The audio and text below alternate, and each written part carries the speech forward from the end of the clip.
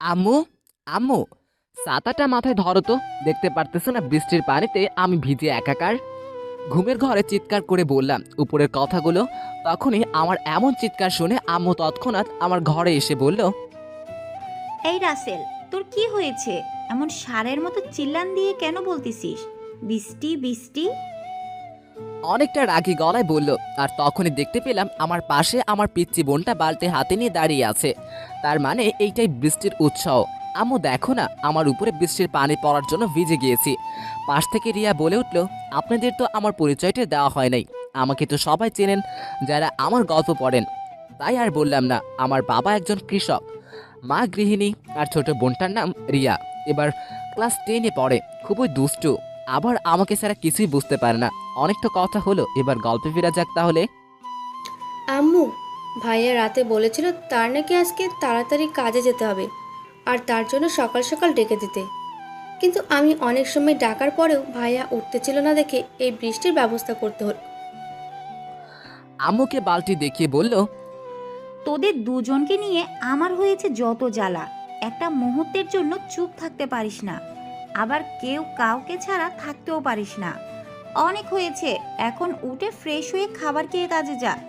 আচ্ছা আম্মু, ঠিক আছে, তুমি যাও, আমি এখনই উঠে আসতেছি। তারপর উঠে ফ্রেশ হয়ে খাবার খেয়ে কাজে চলে আসলাম। আপনারা হয়তো আবার বুঝতে পারতেছেন না আমি কি কাজ করি। তাহলে চলেন কাজের কথাও জেনে আসি। আমি একটা দোকানে কাজ করি। দেখছেন, আপনাদের সাথে কথা বলতে বলতে মালিকের ডাক পড়লো। রাসেল, তাড়াতাড়ি এই লিস্টের সব মালামাল বুঝিয়ে দে তো। আর দেখিস কোনো ভুল যেন না হয়। আমি রহিম চাচার কথা অনুযায়ী লিস্ট দেখে মালামাল সব বুঝিয়ে দিলাম। এভাবে কাজ করলাম সারাদিন। তারপর আরেকটা কাজে চলে আসলাম, মানে আমি যাকে পছন্দ করি তাকে দেখতে। বুঝলেন না তো? চলেন, সব বুঝতে পারবেন। আমি একটা মেয়েকে সেই কবে থেকেই একা একা ভালোবাসি, কিন্তু সে আমাকে ভালোবাসে না। কেন বাসে না সেটা এখনো অজানা। বলতে বলতে হঠাৎ দেখতে পারলাম আমার ক্রাশ প্রাইভেট থেকে তার বান্ধবীর সাথে হেঁটে আসতেছে আমার সামনে দিয়ে। পরনে একটা নীল রঙের 3 পিস, হাতে নীল কাচের চুড়ি, লম্বা লম্বা চুলগুলো বেনি করা। এক কথায় অসম্ভব সুন্দরী লাগছিল। মনে হচ্ছে পরীর ভুলে ওকে এই পৃথিবীতে রেখে গেছে। এই রাইসা দেখ, তোর মজনু তোকে দেখার জন্য হাজির। রাইসার বান্ধবী হিয়া বলল আমাকে দেখে, হরে, প্রতিদিন এইভাবে রাস্তায় দাঁড়িয়ে থাকে, আবার আমাকে নাকি অনেক ভালোবাসে। মনে হয় রাসেল ভাইয়া সত্যি তোকে অনেক ভালোবাসে। আর ছেলে হিসেবেও খুবই ভালো, যতটা লোকের মুখে শুনে বা নিজেই দেখে বুঝেছি। হুম, তবে দেখি, যদি তার উদ্দেশ্য ভালো হয় তাহলে তার ভালোবাসার কথায় আমি রাজি হমু। আর যদি খারাপ মতলব হয় তাহলে কোনো দিন না। আমি রাইসার সাথে হেঁটে যেতে যেতে বললাম, হাই, কেমন আছো? হুম, আল্লাহর রহমতে অনেক ভালো আছি। আচ্ছা, আপনি আমার পিছে পিছে কেন ঘোরেন? লোকে তো এর জন্য আপনাকে খারাপ বলে, তাই না? আমি যে আমার এই ছোট মনের ঘরে তোমাকে রেখেছি, কিন্তু তুমি সেখান থাকতেই চাও না। আমি সত্যি তোমাকে অনেক বেশি ভালোবাসি। আপনার সাথে কথা বলে পারবো না, এখন চলে যান, কেউ দেখলে সমস্যা হবে। একটু অধিকার দেখিয়ে বললে মনে হলো। তারপর সেখান থেকে চলে আসলাম। এভাবে দেখতে অনেকগুলো দিন চলে গেল। এর মাঝে রাইসা আর আমার প্রেম জমে ক্ষীর হয়েছে, মানে প্রেম হয়ে গেছে। একদিন পুকুরের ধারে আমি রাইসার কোলে মাথা রেখে শুয়ে আছি, আর রাইসা আমার মাথায় হাত বুলিয়ে দিচ্ছে। এই, তুমি আমাকে এত বেশি ভালোবাসো কেন? জানো না, বেশি সুখ কপালে সয় না। আমার পৃথিবীটাই তুমি, তাহলে তোমাকে ভালো না বাসলে থাকবো কি করে? তোমাকে এতটাই ভালোবাসি যা পরিমাপ করে দেখাতে পারবো না। তবে এইটুকু জেনে রাখো, তুমি নিজেকে যতটা না ভালোবাসো, আমি তার থেকে তোমাকে বেশি ভালোবাসি। আমিও তোমাকে অনেক অনেক ভালোবাসি, বেশি ভালোবাসি। কোনোদিন ছেড়ে যাবে না তো? অভিমানী সুরে বলল, আরে পাগলি, এই জীবনে তো নয়, বরং পরে জন্মেও তোমাকে ভুলতে পারবো না। আমার বুকে জড়িয়ে নিয়ে এইভাবে অনেক সময় একসঙ্গে থেকে রাইসাকে ওর বাড়িতে রেখে আমি আমার বাসায় চলে আসলাম। আমাদের প্রেমের কথা সবাই জানে, তাই কোনো ভয় নেই। ওহ, আমার মন কোথায় থাকে বুঝতেই পারি না। আপনাদের যে রাইসার পরিচয় দেওয়া হয়নি সেদিকে কোনো খেয়াল নেই আমার। চলেন রাইসার পরিচয় জেনে আসি। রাইসার পুরো নাম অনামিকা জান্নাত রাইসা, বাবা মায়ের একমাত্র মেয়ে। এবার ইন্টার ফার্স্ট ইয়ারে পড়ে, বিজ্ঞান বিভাগে। বাবা রায়হান শেখ, বিষয়ে একজন কৃষক। আর রাইসার মা নেই। রাইসার বয়স যখন 5 বছর তখন ওকে একা রেখে আল্লাহ তার কাছে নিয়ে যায়। আমি বাসায় এসে মাকে ডেকে বললাম, আম্মু, ও আম্মু, খাবার দাও তো, অনেক ক্ষুধা লেগেছে। ওই এত শাড়ির মতো চিল্লাস কেন? দেখোস না আম্মু রান্নাঘরে রান্না করতেছে। ওই, তুই আমার সাথে ঝগড়া করিস না তো, দেখিস না আমার ক্ষুধা লেগেছে, তাই তোর সাথে ঝগড়াই পারবো না। তখনই পিছন থেকে আম্মু বলে উঠল, এই তো শুরু হয়ে গেছে সাপ বেজির লড়াই। এই, তোরা কি একটুও শান্তিতে থাকতে পারোস না? আর রিয়া, তুইও না কেমন, দেখেছিস ওর ক্ষুধা লেগেছে তাও এমন করস? আম্মু তুমি আমার কলিজা, কেন বকা দিচ্ছ? তুমি জানো না আমরা এইভাবে ছাড়া থাকতে পারি না। একটু অভিমানী হয়ে বললাম। আচ্ছা বাবা, আমার ভুল হয়ে গেছে, এইবার এসে খেয়ে নে তাড়াতাড়ি। তারপর খেয়ে নিলাম সবাই একসাথে। পরে যার যার রুমে চলে গেলাম। রুমে এসেই বিছানায় গাটা এলিয়ে দিলাম, আর মনটা ছটফট ছটফট করতে লাগলো রাইসার জন্য। আর কি বা করার, ওর তো মোবাইল নেই, তাই কথা বলে মনকে সান্ত্বনাও দিতে পারি না। এইসব ভাবতে ভাবতে কখন যে ঘুমিয়ে গেছি সেদিকে কোনো খেয়াল নেই। খেয়াল হলো সকালে ফজরের আজানের শব্দে, তাই উঠে গিয়ে নামাজ পড়ে আসলাম। সকালে খাবার খেয়ে দোকানে চলে আসলাম, আর তখনই রাইসা আমার সাথে দেখা করতে চলে আসলো। তোমার সাথে আমার কিছু জরুরি কথা আছে, এদিকে আসো। আমি তো একটু অবাক হলাম, কেমন কথা যার জন্য এত সকালে এসেছে। তারপরে আমি রহিম চাচাকে বলে ওর, কিন্তু এত টাকা কি করে জোগাড় করবা? দেখো, আমি আমার জীবনের থেকেও আমার বাবা মার পরে কাউকে যদি ভালোবেসে থাকি তাহলে সেটা তোমাকে। কত টাকা লাগবে বলো? তাও তো 4,000 টাকা লাগবে, কিন্তু তোমার কাছে তো এত টাকা নেই। তাহলে আচ্ছা, আমি টাকার ব্যবস্থা করব, যে করেই হোক। তুমি কালকে কলেজে টাকা নিয়ে যাবে, কেমন? আচ্ছা ঠিক আছে। আমি কি বলতে চাই, আচ্ছা আব্বু, তুমি কি এমন কাজ করতে সিদ্ধান্ত নিয়েছো যার জন্য আমার থেকে আবার অনুমতি নেওয়ার প্রয়োজন হলো? হ্যাঁ রাসেল, ঠিকই তো বলেছে। একা সিদ্ধান্ত নিয়ে আবার জিজ্ঞেস করতেছো কেন?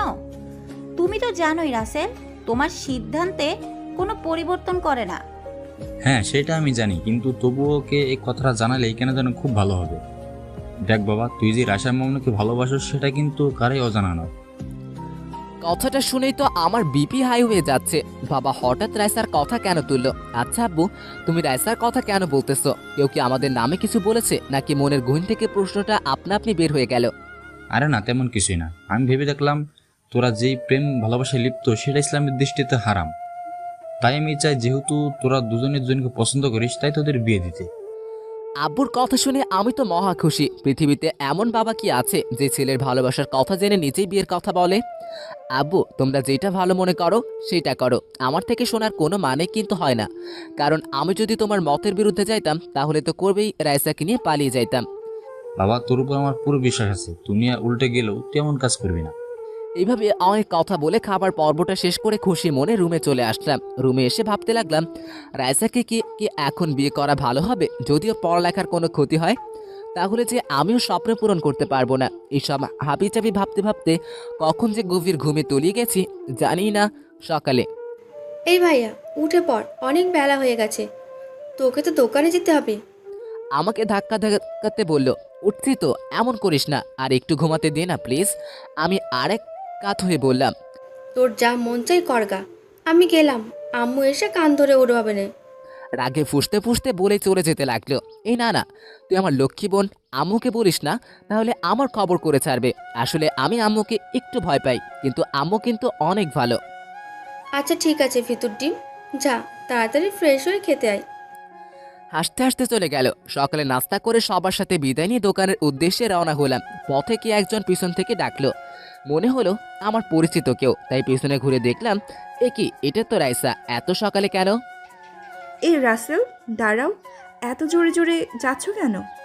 অনেকটা হাঁপাতে হাঁপাতে বলল, আরে আমি দোকানে যাচ্ছি, লেট হলে বকা খেতে হবে, তাই একটু জোরেই হেঁটে যাচ্ছিলাম। তাই এত সকাল সকাল কি ভেবে? তোমার মনে নেই আমার আজকে লাস্ট ডেট ফর্ম ফিলাপের, তাই তোমার থেকে টাকা নিতে আইছি। যাক, এইবার একটু মজা করা যাক, কি বলেন আপনারা? তুমি তো টাকার কথা আমাকে ঠিকই বলেছিলে, কিন্তু আমি অনেক চেষ্টার পরেও টাকা জোগাড় করতে পারি নাই। একটু মুখটা ছোট করে বললাম। কিন্তু এই কথা বলার পর রাইসা যেসব কথা আমাকে শোনালো তা শুনেই মনটা একটু হলেও খারাপ হয়ে গেল। হ্যাঁ, আমি জানতাম তুমি টাকা জোগাড় করতে পারবে না। কি দেখেছে তোমার মতো একটা ফকিরকে ভালোবাসতে গেলাম, আজকে যদি একটা ধনী ছেলেকে ভালোবাসতাম তাহলে আর এই দিন দেখতে হতো না। আমার উপরে রাগটা একটু বেশি দেখালো। এইসব কথা তুমি আমাকে বলতে পারলে? তুমি তো জানোই আমি কতটা গরিব। আর তোমার সাথে একটু মজা করতেছিলাম বলেই রাইসার হাতের মধ্যে টাকাগুলো গুজে দিয়ে বললাম, তোমার স্বপ্নগুলো আমার, তাই সেটা পূরণ করতে যদি আমার কিডনিও বিক্রি করতে হয় তাও করব, বলেই চলে আসলাম। কোনো কথা বলার সুযোগ না দিয়েই কি করব বলেন? কথাগুলো তো ঠিকই বলেছে। আজকে তার যদি ধনী বয়ফ্রেন্ড থাকতো তাহলে তো আর এমন কষ্ট পেতে হতো না। দেখ রাইসা, তুই কিন্তু আজকে ভাইয়ার সাথে খুব খারাপ ব্যবহার করলি। সে কিন্তু তোর টাকা ঠিকই জোগাড় করছে, তার যথেষ্ট কষ্ট হোক না কেন। হ্যাঁ রে, আমার তখন টাকার চিন্তায় মাথা ঠিক ছিল না, তাই যা নয় তাই বলে ফেলেছি। খুব কষ্ট পেয়েছে, কারণ ও সহজে মন খারাপ করে না। ওর থেকে ক্ষমা চেয়ে নিতে হবে। তাই করিস। যাদের নিজের সংসার চালাইতে হিমশিম খায়, আর সে কিনা তোর স্বপ্ন পূরণের দায়িত্ব নিয়েছে, তাও তুই কষ্ট দিস। আমি হলে তো মাথায় তুলে রাখতাম। শোনো, মাথায় তুলে রাখলে যদি পরে ভুলে যাই তখন কি হবে? তাই মাথায় না তোলাই ভালো। তোর সাথে কথায় পেরে উঠবো না, তাই চল কথা বাদ দিয়ে বাসায় যাই। আমিও দোকানে এসে গেছি, কোনো কাজে মন দিতে পারতেছি না, শুধু রাইসার কথা বলাগুলোই মনে পড়তেছে। তখনই রাসেল, তোর আজকে কি হয়েছে? শরীর খারাপ নাকি? সেই সকাল থেকেই দেখছি কেমন করতেছিস। আমার দিকে তাকিয়ে বলল, আচ্ছা আচ্ছা, তেমন কিছুই না, এইবার আর কি, আমি ঠিক আছি। না, কোনো কিছুই ঠিক নাই। তোর আজকে আর দোকানে থাকতে হবে না, তুই বরং বাড়িতে চলে যা, আজকে তোর ছুটি। আসলে আমাকে খুব বেশি ভালোবাসে, তারপর দোকান থেকে বাসায় চলে আসতেছি। তখনই রাইসা আমার সামনে এসে দাঁড়িয়ে পড়ল। জানো, আমি খুব দুঃখিত। আমার তখন মাথা ঠিক ছিল না টাকার চিন্তায়। আমাকে ক্ষমা করে দাও প্লিজ। আরে তোমার কোনো দোষ নেই, সব আমার দোষ।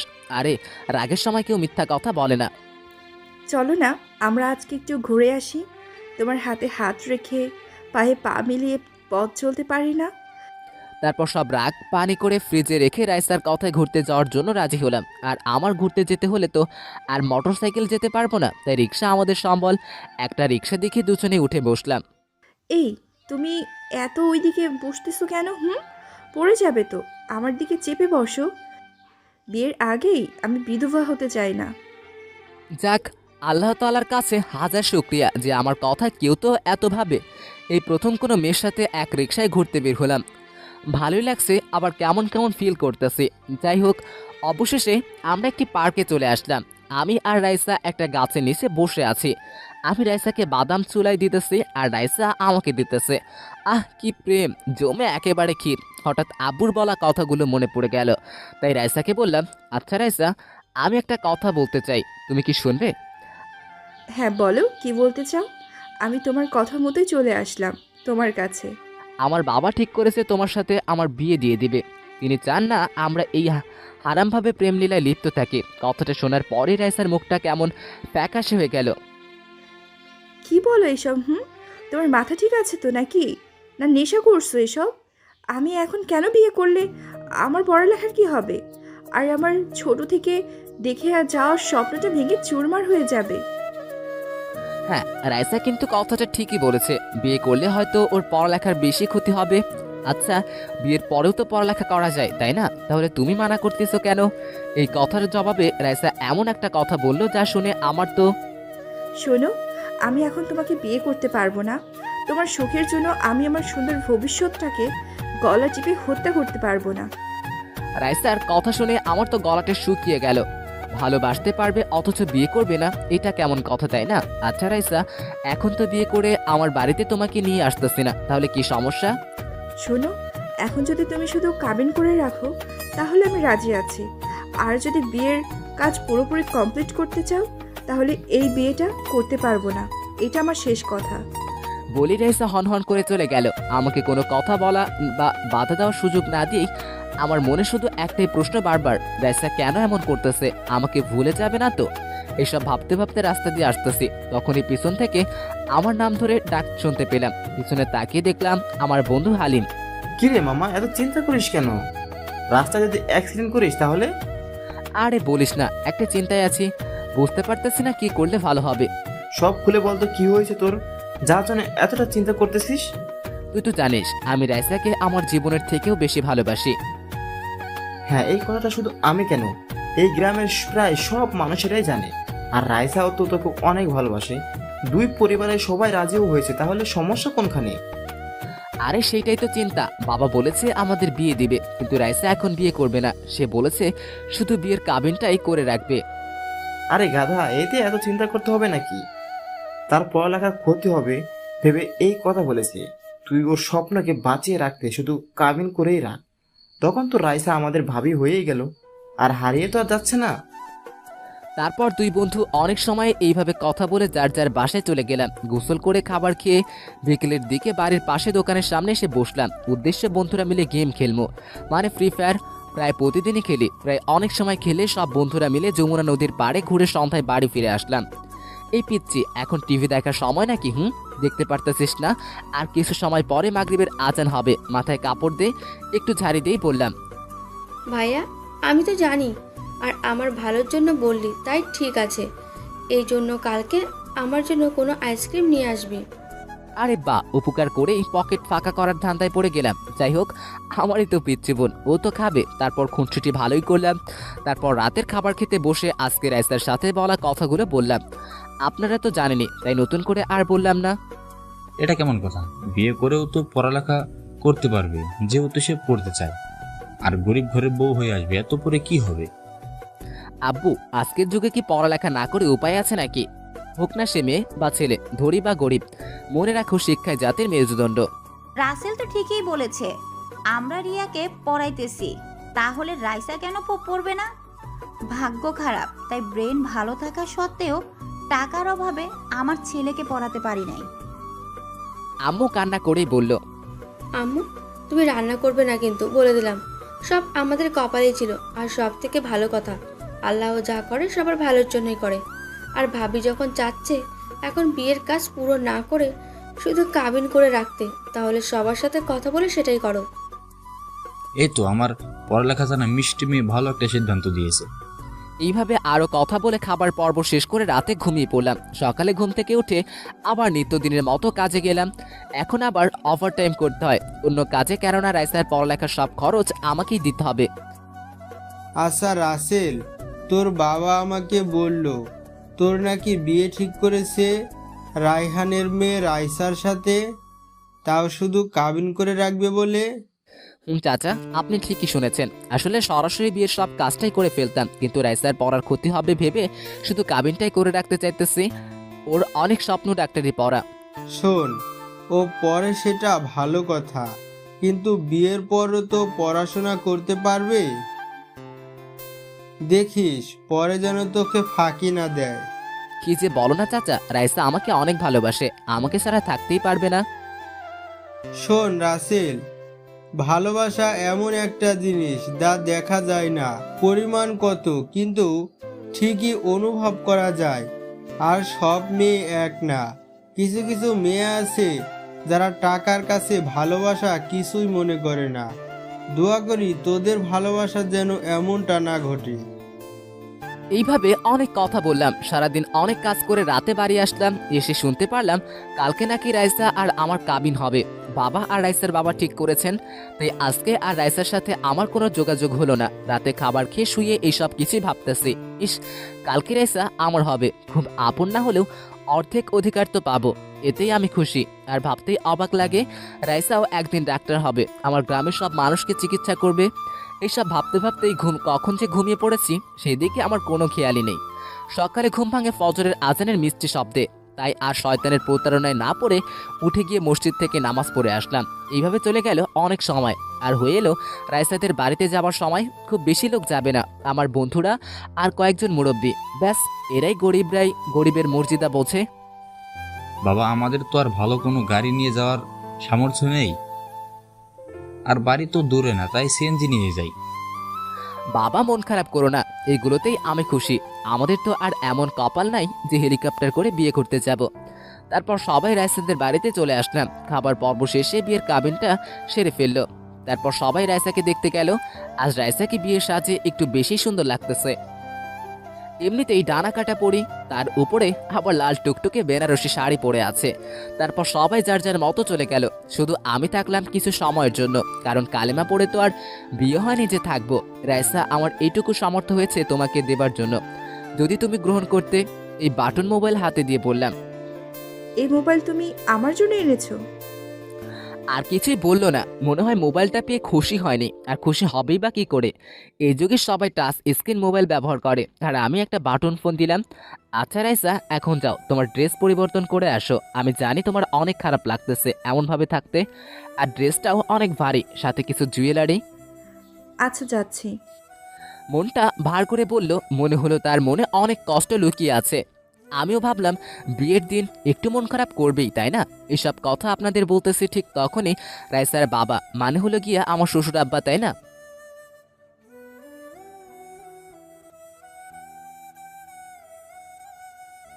আমার কাছে এসে কেঁদে কেঁদে বলল, আসলে বাবা আর মা নামক মানুষগুলি এমনই হয়, নিজে হাজার কষ্ট সহ্য করবে কিন্তু সন্তানের কষ্ট সহ্য করবে না। বাবা এইভাবে বলিয়েন না, আমি কথা দিলাম কোনোদিন রাইসাকে কষ্ট পেতে দিব না। কথাটা বলার সাথে সাথে রাইসার বাবা আমাকে বুকে জড়িয়ে নিল। এইভাবে অনেক কথা বললাম, পরে সবার থেকে বিদায় নিয়ে বাড়িতে আসার জন্য রওনা দিলাম। শ্বশুর বাড়ি থেকে বাড়িতে আসতেছি হেঁটে হেঁটে। আসলে রাইসাদের বাড়ি আর আমাদের বাড়ি একই গ্রামে হওয়ায় শ্বশুর বাড়ি যেতে আর গাড়ি ভাড়া লাগে না। আপনারা আবার কিপটা মনে করিয়েন না। রাস্তা দিয়ে আনমনে হেঁটে হেঁটে আসার সময় লক্ষ্য করলাম একটা গাড়ি অ্যাক্সিডেন্ট করেছে। সবাই দাঁড়িয়ে দাঁড়িয়ে তামাশা দেখতেছে আর মোবাইল দিয়ে অনলাইনে ফেমাস হওয়ার জন্য ভিডিও করতেছে। আসলেই আমাদের সমাজের কিছু কিছু মানুষগুলো বড়ই অদ্ভুত, তাই না? কেউ বিপদে পড়লে তাকে সাহায্য না করে মজাটাই বেশি করে। আমি এগিয়ে গেলাম। আচ্ছা ভাই, এইখানে দেখতে পারতেছেন এই লোকটা গাড়ি অ্যাক্সিডেন্ট করেছে, তাহলে তাকে সাহায্য না করে মজা নিতেছেন? একটা লোককে উদ্দেশ্য করে বললাম। দেখুন ভাই, আমি এই লোকটাকে সাহায্য করি আর পুলিশ এসে নানান রকমের কথা জিজ্ঞেস করুক, এটা আমি চাই না। বলেই চলে গেল। আমি আর কিছু না বলে গাড়ি থেকে লোকটিকে বের করে তার নিঃশ্বাস চেক করে দেখলাম এখনো বেঁচে আছে। তাই আমি তাড়াতাড়ি করে একটা গাড়ি ডেকে আনলাম লোকটিকে হাসপাতালে নেওয়ার জন্য। যখনই তার দিকে ফিরে তাকাই তখনই আমি অবাক, কেননা এই লোকটি ছিলেন একজন নামকরা ডাক্তার, সাথে বিজনেসম্যান শফিকুল ইসলাম। আমি এইটা ভেবে পাচ্ছি না, এত বড়লোক মানুষ তাও নিজে গাড়ি কেন চালায়। যাক, এসব পরেও ভাবা যাবে। তাই আমি দ্রুত তাকে সিরাজগঞ্জের একটা হাসপাতালে নিয়ে আসলাম। ডাক্তার কোথায় আছেন, এদিকে আসেন। এই লোকটার অবস্থা খুবই খারাপ। আমার চিল্লানিতে ডাক্তার সহ কিছু সেবিকা আসলো। এই এত জোরে জোরে ডাকছো কেন? জানো না এটা হাসপাতাল? একটু রাগ দেখিয়ে বলল, দেখুন ডাক্তার, এসব দেখার আগে আপনার উচিত এই লোকটার সঠিক চিকিৎসাও দেওয়া। এর অবস্থা খুবই খারাপ। এখানে থাকা সবাই আমার কথা ঠিক মনে করে আর কিছু বলল না, বরং ডাক্তারকেই বলল চিকিৎসা করতে। তারপর অপারেশন রুমে নিয়ে যাওয়া হয় রোগীকে, মানে শফিকুল ইসলামকে। এখন আমি এর পরিবার লোকদের কিভাবে খবর দিব? তখনই মনে পড়লো রাস্তায় তার একটি কার্ড পড়েছিল, তাতে একটা নাম্বার লেখা। আমি আর দেরি না করে সেই নাম্বারে ফোন দিলাম। কল হচ্ছে কিন্তু ফোন ধরতেছে না। একবার দেওয়ার পরে কেটে গেল, দ্বিতীয়বার দিতেই কল রিসিভ করলো। হ্যালো, আসসালামু আলাইকুম, কে বলছেন? কণ্ঠ শুনে বুঝতে পারলাম একটা মেয়ে। ওয়ালাইকুম আসসালাম, আমি সিরাজগঞ্জ থেকে বলছিলাম। এই নাম্বারটা একটা লোকের কাছে পেয়েছি, আর লোকটার নাম শফিকুল ইসলাম। আপনাকে তাকে চেনেন? হ্যাঁ, সে তো আমার বাবা, আর আমি তার একমাত্র মেয়ে ঐশী। বাবা আজকে সিরাজগঞ্জ গেছি একটা জরুরি কাজে। কিছু কি হয়েছে নাকি? আসলে কি করে যে বলি, আপনার বাবা গাড়ি অ্যাক্সিডেন্ট করেছে, আমি সিরাজগঞ্জের এই হাসপাতালে নিয়েছি, আপনারা আসেন। আপনি তো বাবার পাশেই থাকেন, আমরা আসছি। আর আপনার নাম্বারে কিছু টাকা দিচ্ছি, যদি ওষুধ কিনতে হয় কিনে আনবেন। আপুর কথাটা শুনে একটু কষ্ট পেলাম, তাই বললাম, আপু গরিব হতে পারি, ছোট লোক না। দেখুন, আমি এটা ভেবে বলিনি, যদি আপনার কাছে টাকাটা না থাকে তাই বলেছি, সরি। আচ্ছা ঠিক আছে, আপনারা তাড়াতাড়ি চলে আসেন। বলেই ফোনটা কেটে দিলাম। তখনই পিছন থেকে ডাক এলো, রোগী নাকি এ পজিটিভ রক্ত দিতে হবে 2 ব্যাগ। ডাক্তার সাহেব, আমার রক্তের গ্রুপও এইটাই, আপনি আমার থেকে রক্ত নিন। তারপর আমি রক্ত দিলাম, আর ওষুধ আনতে বলেছিল, সব ওষুধ এনে দিয়ে বসে আছি। এইভাবে চলে গেল অনেকটা সময়। রোগীর অবস্থা এখন ভালো, কোনো সমস্যা নাই। ডাক্তার তাকে তো ভালো করেই চেনে, তাই চিকিৎসা ভালোটাই করেছে। বুঝতেই তো পারেন, যার টাকা আছে তার পাওয়ার আছে। আর তার এই পৃথিবীতে সব কিছুই আছে। আমি এখনো তার সাথে দেখা করিনি, কারণ ডাক্তাররা বলেছে রোগীর সাথে দেখা করা যাবে না। এসব আপনাদের বলতেছি, ঠিক তখনই আমার পকেটে থাকা মোবাইলটা টুংটুং করে বেজে উঠলো। তাই মোবাইলটা বের করে দেখি যে ঐশী আপু। হ্যালো আপু, বলেন কি কারণে ফোন দিলেন? আমরা আপনার দেওয়া হসপিটালে চলে এসেছি, আপনি একটু গেটে আসতে পারবেন? বলেই ফোন কেটে দিল। বড়লোক মানুষ বোঝে নিত, বেশি কথা পছন্দ করে না, তাই মুখের উপরে ঠাস করে ফোন কেটে দিল। কি আর করা, আমিও ভদ্র ছেলের মতো সেইখান থেকে চলে আসলাম। কিন্তু আমি বাইরে এসে সামনে তাকিয়ে তো অবাক, কেননা 5টা গাড়ি বাইরে দাঁড়িয়ে আছে। আর এরা আবার কারা? তাই আমি ফোন দিলাম, আর ফোন ওই গাড়িতে আসা একটা মেয়ে রিসিভ করতে গিয়ে আমাকে দেখে আর রিসিভ করলো না। আপনি তাহলে মিস্টার রাসেল, তাই না? হ্যাঁ, আমি রাসেল। আসেন ভিতরে যাওয়া যাক। আমরা যখন ভিতরে যাব তখনই এক গাড়ি পুলিশ এসে ঐশী আপুকে সালাম দিল। আর তখন বুঝতে পারলাম ঐশী আপু একজন ডিসি। তাই তো বলি এতগুলা বডিগার্ড কেন। তারপর আমি তাদের হাসপাতালের যে রুমে আঙ্কেল আছে সেই রুমের সামনে নিয়ে আসলাম। ডাক্তাররাও সবাই এসে হাজির। আর আমি কত ডাকার পরে এসেছিল, একেই বলে পাওয়ার। ডক্টর, আমার বাবা এখন কি অবস্থায় আছে? একটু কান্না কান্না ভাব নিয়ে। দেখুন মিস ঐশী, এখন আপনার বাবা পুরোপুরি ঠিক আছে। 1 সপ্তাহ এখানে থাকলেই বাসায় নিয়ে যেতে পারবেন। তবে হ্যাঁ, এই ছেলেটা যদি সঠিক সময়ে আপনার বাবাকে হাসপাতালে নিয়ে না আসতো, তাহলে আপনার বাবা মানে শফিকুল স্যারকে বাঁচানো সম্ভব হতো না। ভাই, তোমাকে অনেক অনেক ধন্যবাদ। হয়তো তুমি যা করেছো এমন কেউ করতো না। ধন্যবাদ দিয়ে ছোট করতে চাই না। আরে আপু, আমাকে যখন ভাই বললেন তাহলে এইসব কেন বলতেছেন? একটা ছেলে কি তার চোখের সামনে বাবাকে মরতে দিতে পারে? তখনই পাশ থেকে একটা মহিলা এসে আমাকে জড়িয়ে ধরে বলল, বাবা, তোমাকে যে কি বলে ধন্যবাদ দিব তার ভাষা আমার কাছে নেই। দোয়া করি অনেক বড় হও। এইভাবে অনেক কথা হলো আর সবার সাথে পরিচয় হলো। আচ্ছা আপু, আমি এখন তাহলে বাড়িতে যাই, সন্ধ্যা হয়ে গেছে। রাতে আবার আপনাদের জন্য খাবার নিয়ে আসতে হবে। আরে ভাই, তোকে খাবার আনতে হবে না, আমরা হোটেল থেকে খাবার খেয়ে নেব। তুই বরং আম্মুকে সাথে নিয়ে যা গাড়ি নিয়ে। সকালে আসিস, আম্মু এখানে থাকতে পারবে না। না আপু, এইটা আমি হতে দিব না। আমি এখন তোমাকে আর আম্মুকে বাড়িতে রেখে আমি এখানে থাকবো? ভাই হয়ে কি তোমাদের জন্য এইটুকু করতে পারবো না বলো? আমার কথার জবাবে কিছুই বলতে পারলো না। আর তারাও ভেবে দেখলো আমার সাথে যাওয়াটাই ভালো। তারপর গার্ডদের রেখে আমি তাদের নিয়ে আমার বাসায় চলে আসলাম। আর আসার সময় বাড়িতে ফোন দিয়ে আব্বা মাকে সব কিছু বললাম। আর আপুদের নিয়ে আসতেছে সেটাও বললাম। অনেকটা সময় পর আমি বাড়িতে চলে আসলাম। আপু গাড়ি আর সামনে যাবে না, এখানে রেখে চলে যাই। আচ্ছা ভাই।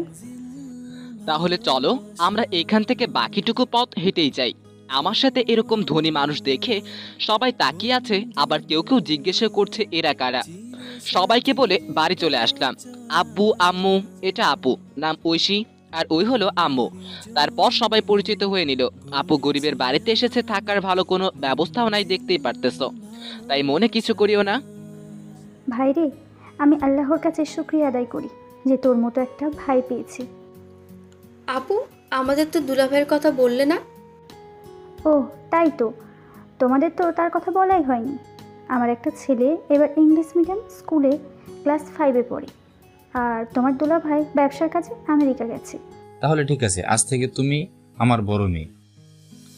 এইভাবে অনেক কথা বললাম। রাতে সবাই মিলে কথা বলতেছি তখন। আচ্ছা ভাই, তুই তো একটু ভালো না, বিয়ে করেছিস অথচ এখনো পর্যন্ত আমার মিষ্টি ভাবিটাকেই দেখালি না। আপু, ওর কথা তো মনেই ছিল না। দাঁড়াও, আমি শ্বশুর মশাইকে বলি রাইসাকে সাথে করে আমাদের বাড়িতে আসতে। আচ্ছা ঠিক আছে। তারপর রাইসাকে ফোন দিয়ে সবটা খুলে বললাম আর আমাদের বাড়িতে আসতে বললাম। প্রথমে আসতে না চাইলে পরে আবার কি ভেবে রাজি হলো। আচ্ছা আপু, আমি তাহলে এখন যাই, আব্বুর কাছে তোমরা থাকো। তারপর আমি হাসপাতালে এসেই ডাক্তারের থেকে জানতে পারলাম যে এখনই রোগীর সাথে দেখা করতে পারবো। তো আপনারাই বলেন, দেরি কিস বাত কা, চালিয়ে মিলকার রাতি হো। আমি ধীরে ধীরে রুমের দরজা খুলে ভিতরে প্রবেশ করলাম। দেখতে পারলাম ডাক্তার আঙ্কেলের সাথে কথা বলতেছে আর আমাকে দেখেই বলল, এই ইয়াং ম্যান, এসে গেছো?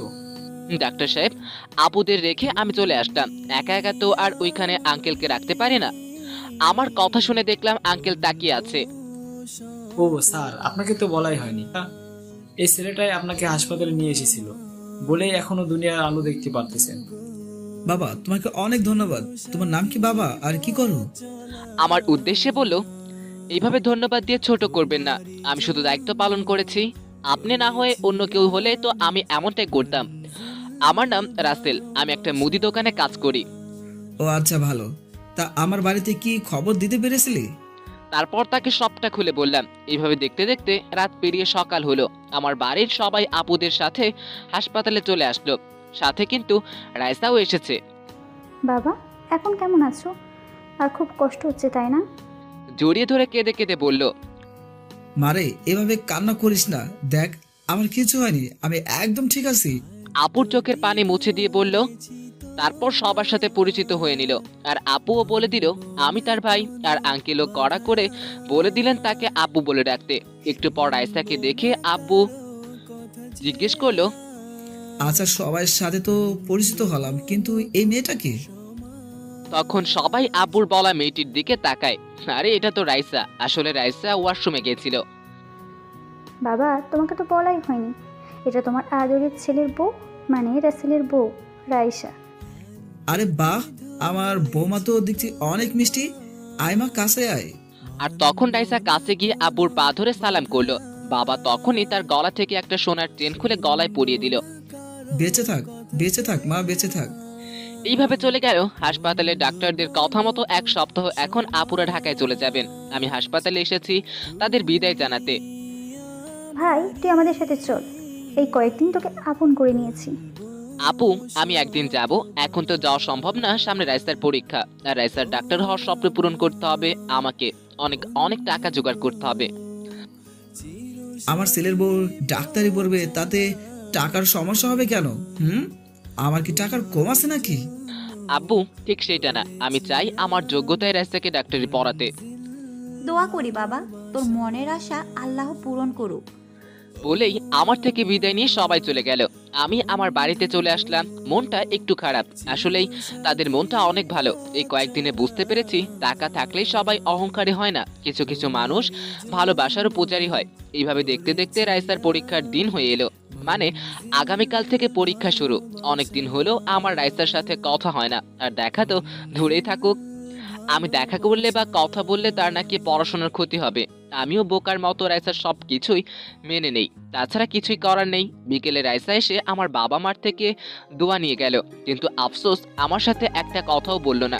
এইটা ভেবেই চোখ থেকে 2 ফোঁটা নোনা জল বের হয়ে এলো। কাউকে বুঝতে দিলাম না, পরে হয়তো ঠিকই হয়ে যাবে।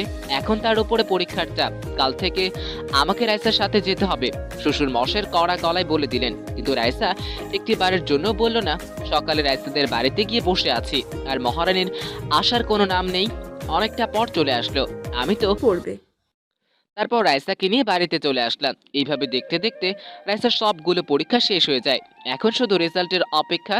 একদিন আমি পুকুর পাড়ে বসে আছি বন্ধুদের সাথে, তখন রাইসা আসলো। ভাইয়া, আপনারা সবাই কেমন আছেন? হ্যাঁ ভাবি, আমরা সবাই ভালো। আপনি ভালো আছেন তো? আমিও আলহামদুলিল্লাহ ভালো আছি। একটু এদিকে আসো। আমাকে উদ্দেশ্য করে বলল। তারপর আমি রাইসার সাথে চলে আসলাম। হ্যাঁ রাইসা, বলো কি জন্য ডেকেছো? কি করে যে বলি, আমার তো কয়েকদিন পর রেজাল্ট দিবে, তাই আমার অনেক চিন্তা। তাই তুমি এই কয়েকদিন আমার সাথে কোনো যোগাযোগ করবে না। বলেই আমার উত্তর না শুনেই চলে গেল। আমি আর কি করব, এইসব নীরবে দেখেই যাই, দেখি সামনে কি হয়। এইদিকে রাইসা, তুই কিন্তু ভাইয়ার সাথে একটু বেশি করতেছিস। তোর জন্য সবকিছু করছে, তোর কোনো চাহিদা অপূর্ণ রাখছে না। এই সম্পর্কে তুই কোনো কথা বলিস না, ভালো লাগে না, চল বাড়িতে। তারপর কেউ কোনো কথা না বলে বাড়িতে চলে আসে।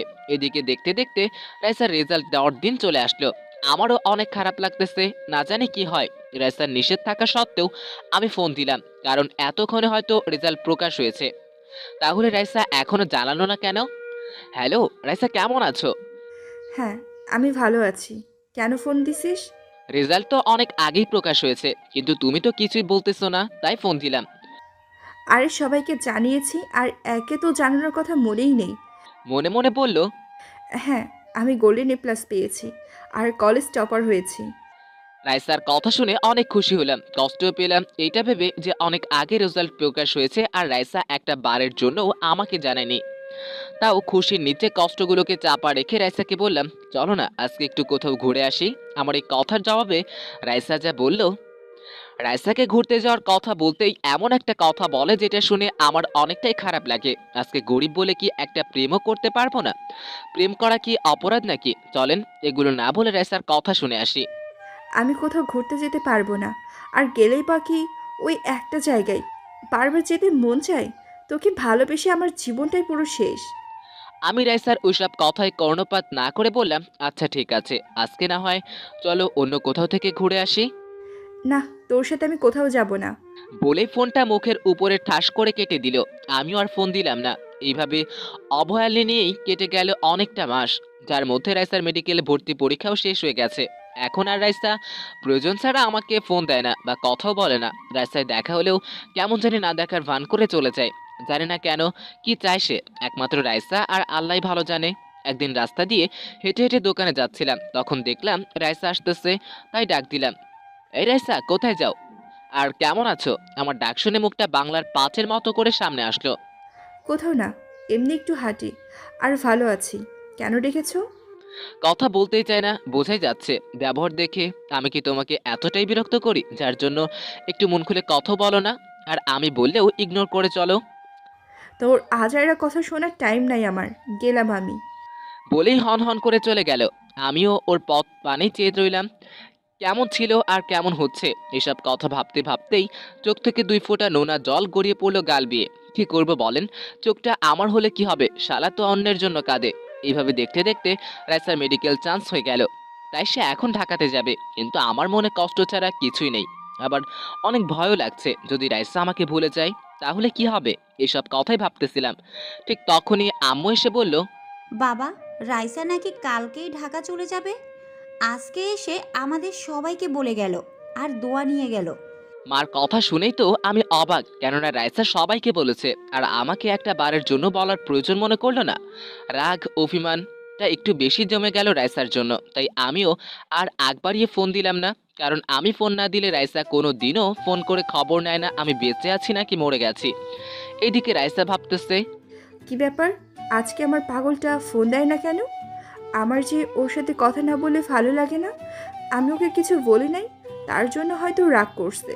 কিন্তু আমার কিছুই করার নেই, কারণ আমি ওর মায়ায় পড়ে গেলে আমার স্বপ্ন পূরণ করতে পারবো না। বলেই হাতে থাকা ফোনটা রেখে দিয়ে চোখের কোণে জমে থাকা অশ্রু মুছে ফেলল। তখনই রাইসার বাবা আসে আর বলে, মারে, এতটা কষ্ট যদি পাস তাহলে রাসেলকে কষ্ট কেন দিতেছস? তোর করা অবহেলাগুলো আমি দেখতে পাই না? রাসেল যে খুব কষ্ট হয়। বলে চোখের জল মুছে নিল। বাবা, আমি যে ওকে আপন করে নিতে পারছি না, কারণ ওর মায়ায় নিজেকে জড়িয়ে নিলে আমি স্বপ্ন পূরণ করতে পারবো না। বলেই বাবাকে জড়িয়ে ধরে কান্না করে দিল। মারে, এই কথাটা রাসেলকে বুঝিয়ে বললেই হতো, একটু হলেও কষ্ট কম পেত। না বাবা, আমি জানি ও কেমন। আমি যতই বলি ও শুনবে না। আর এমনটা করা ছাড়া আমার কাছে কোনো অপশন নেই। এইভাবে অনেক কথা বলল। পরের দিন সকালে রাইসা ঢাকা যাওয়ার জন্য বের হলো। আমি রাস্তায় দাঁড়িয়ে আছি, তার পথের দিকে চেয়ে। কাছে যাচ্ছি না, কারণ কষ্ট সহ্য করতে পারবো না।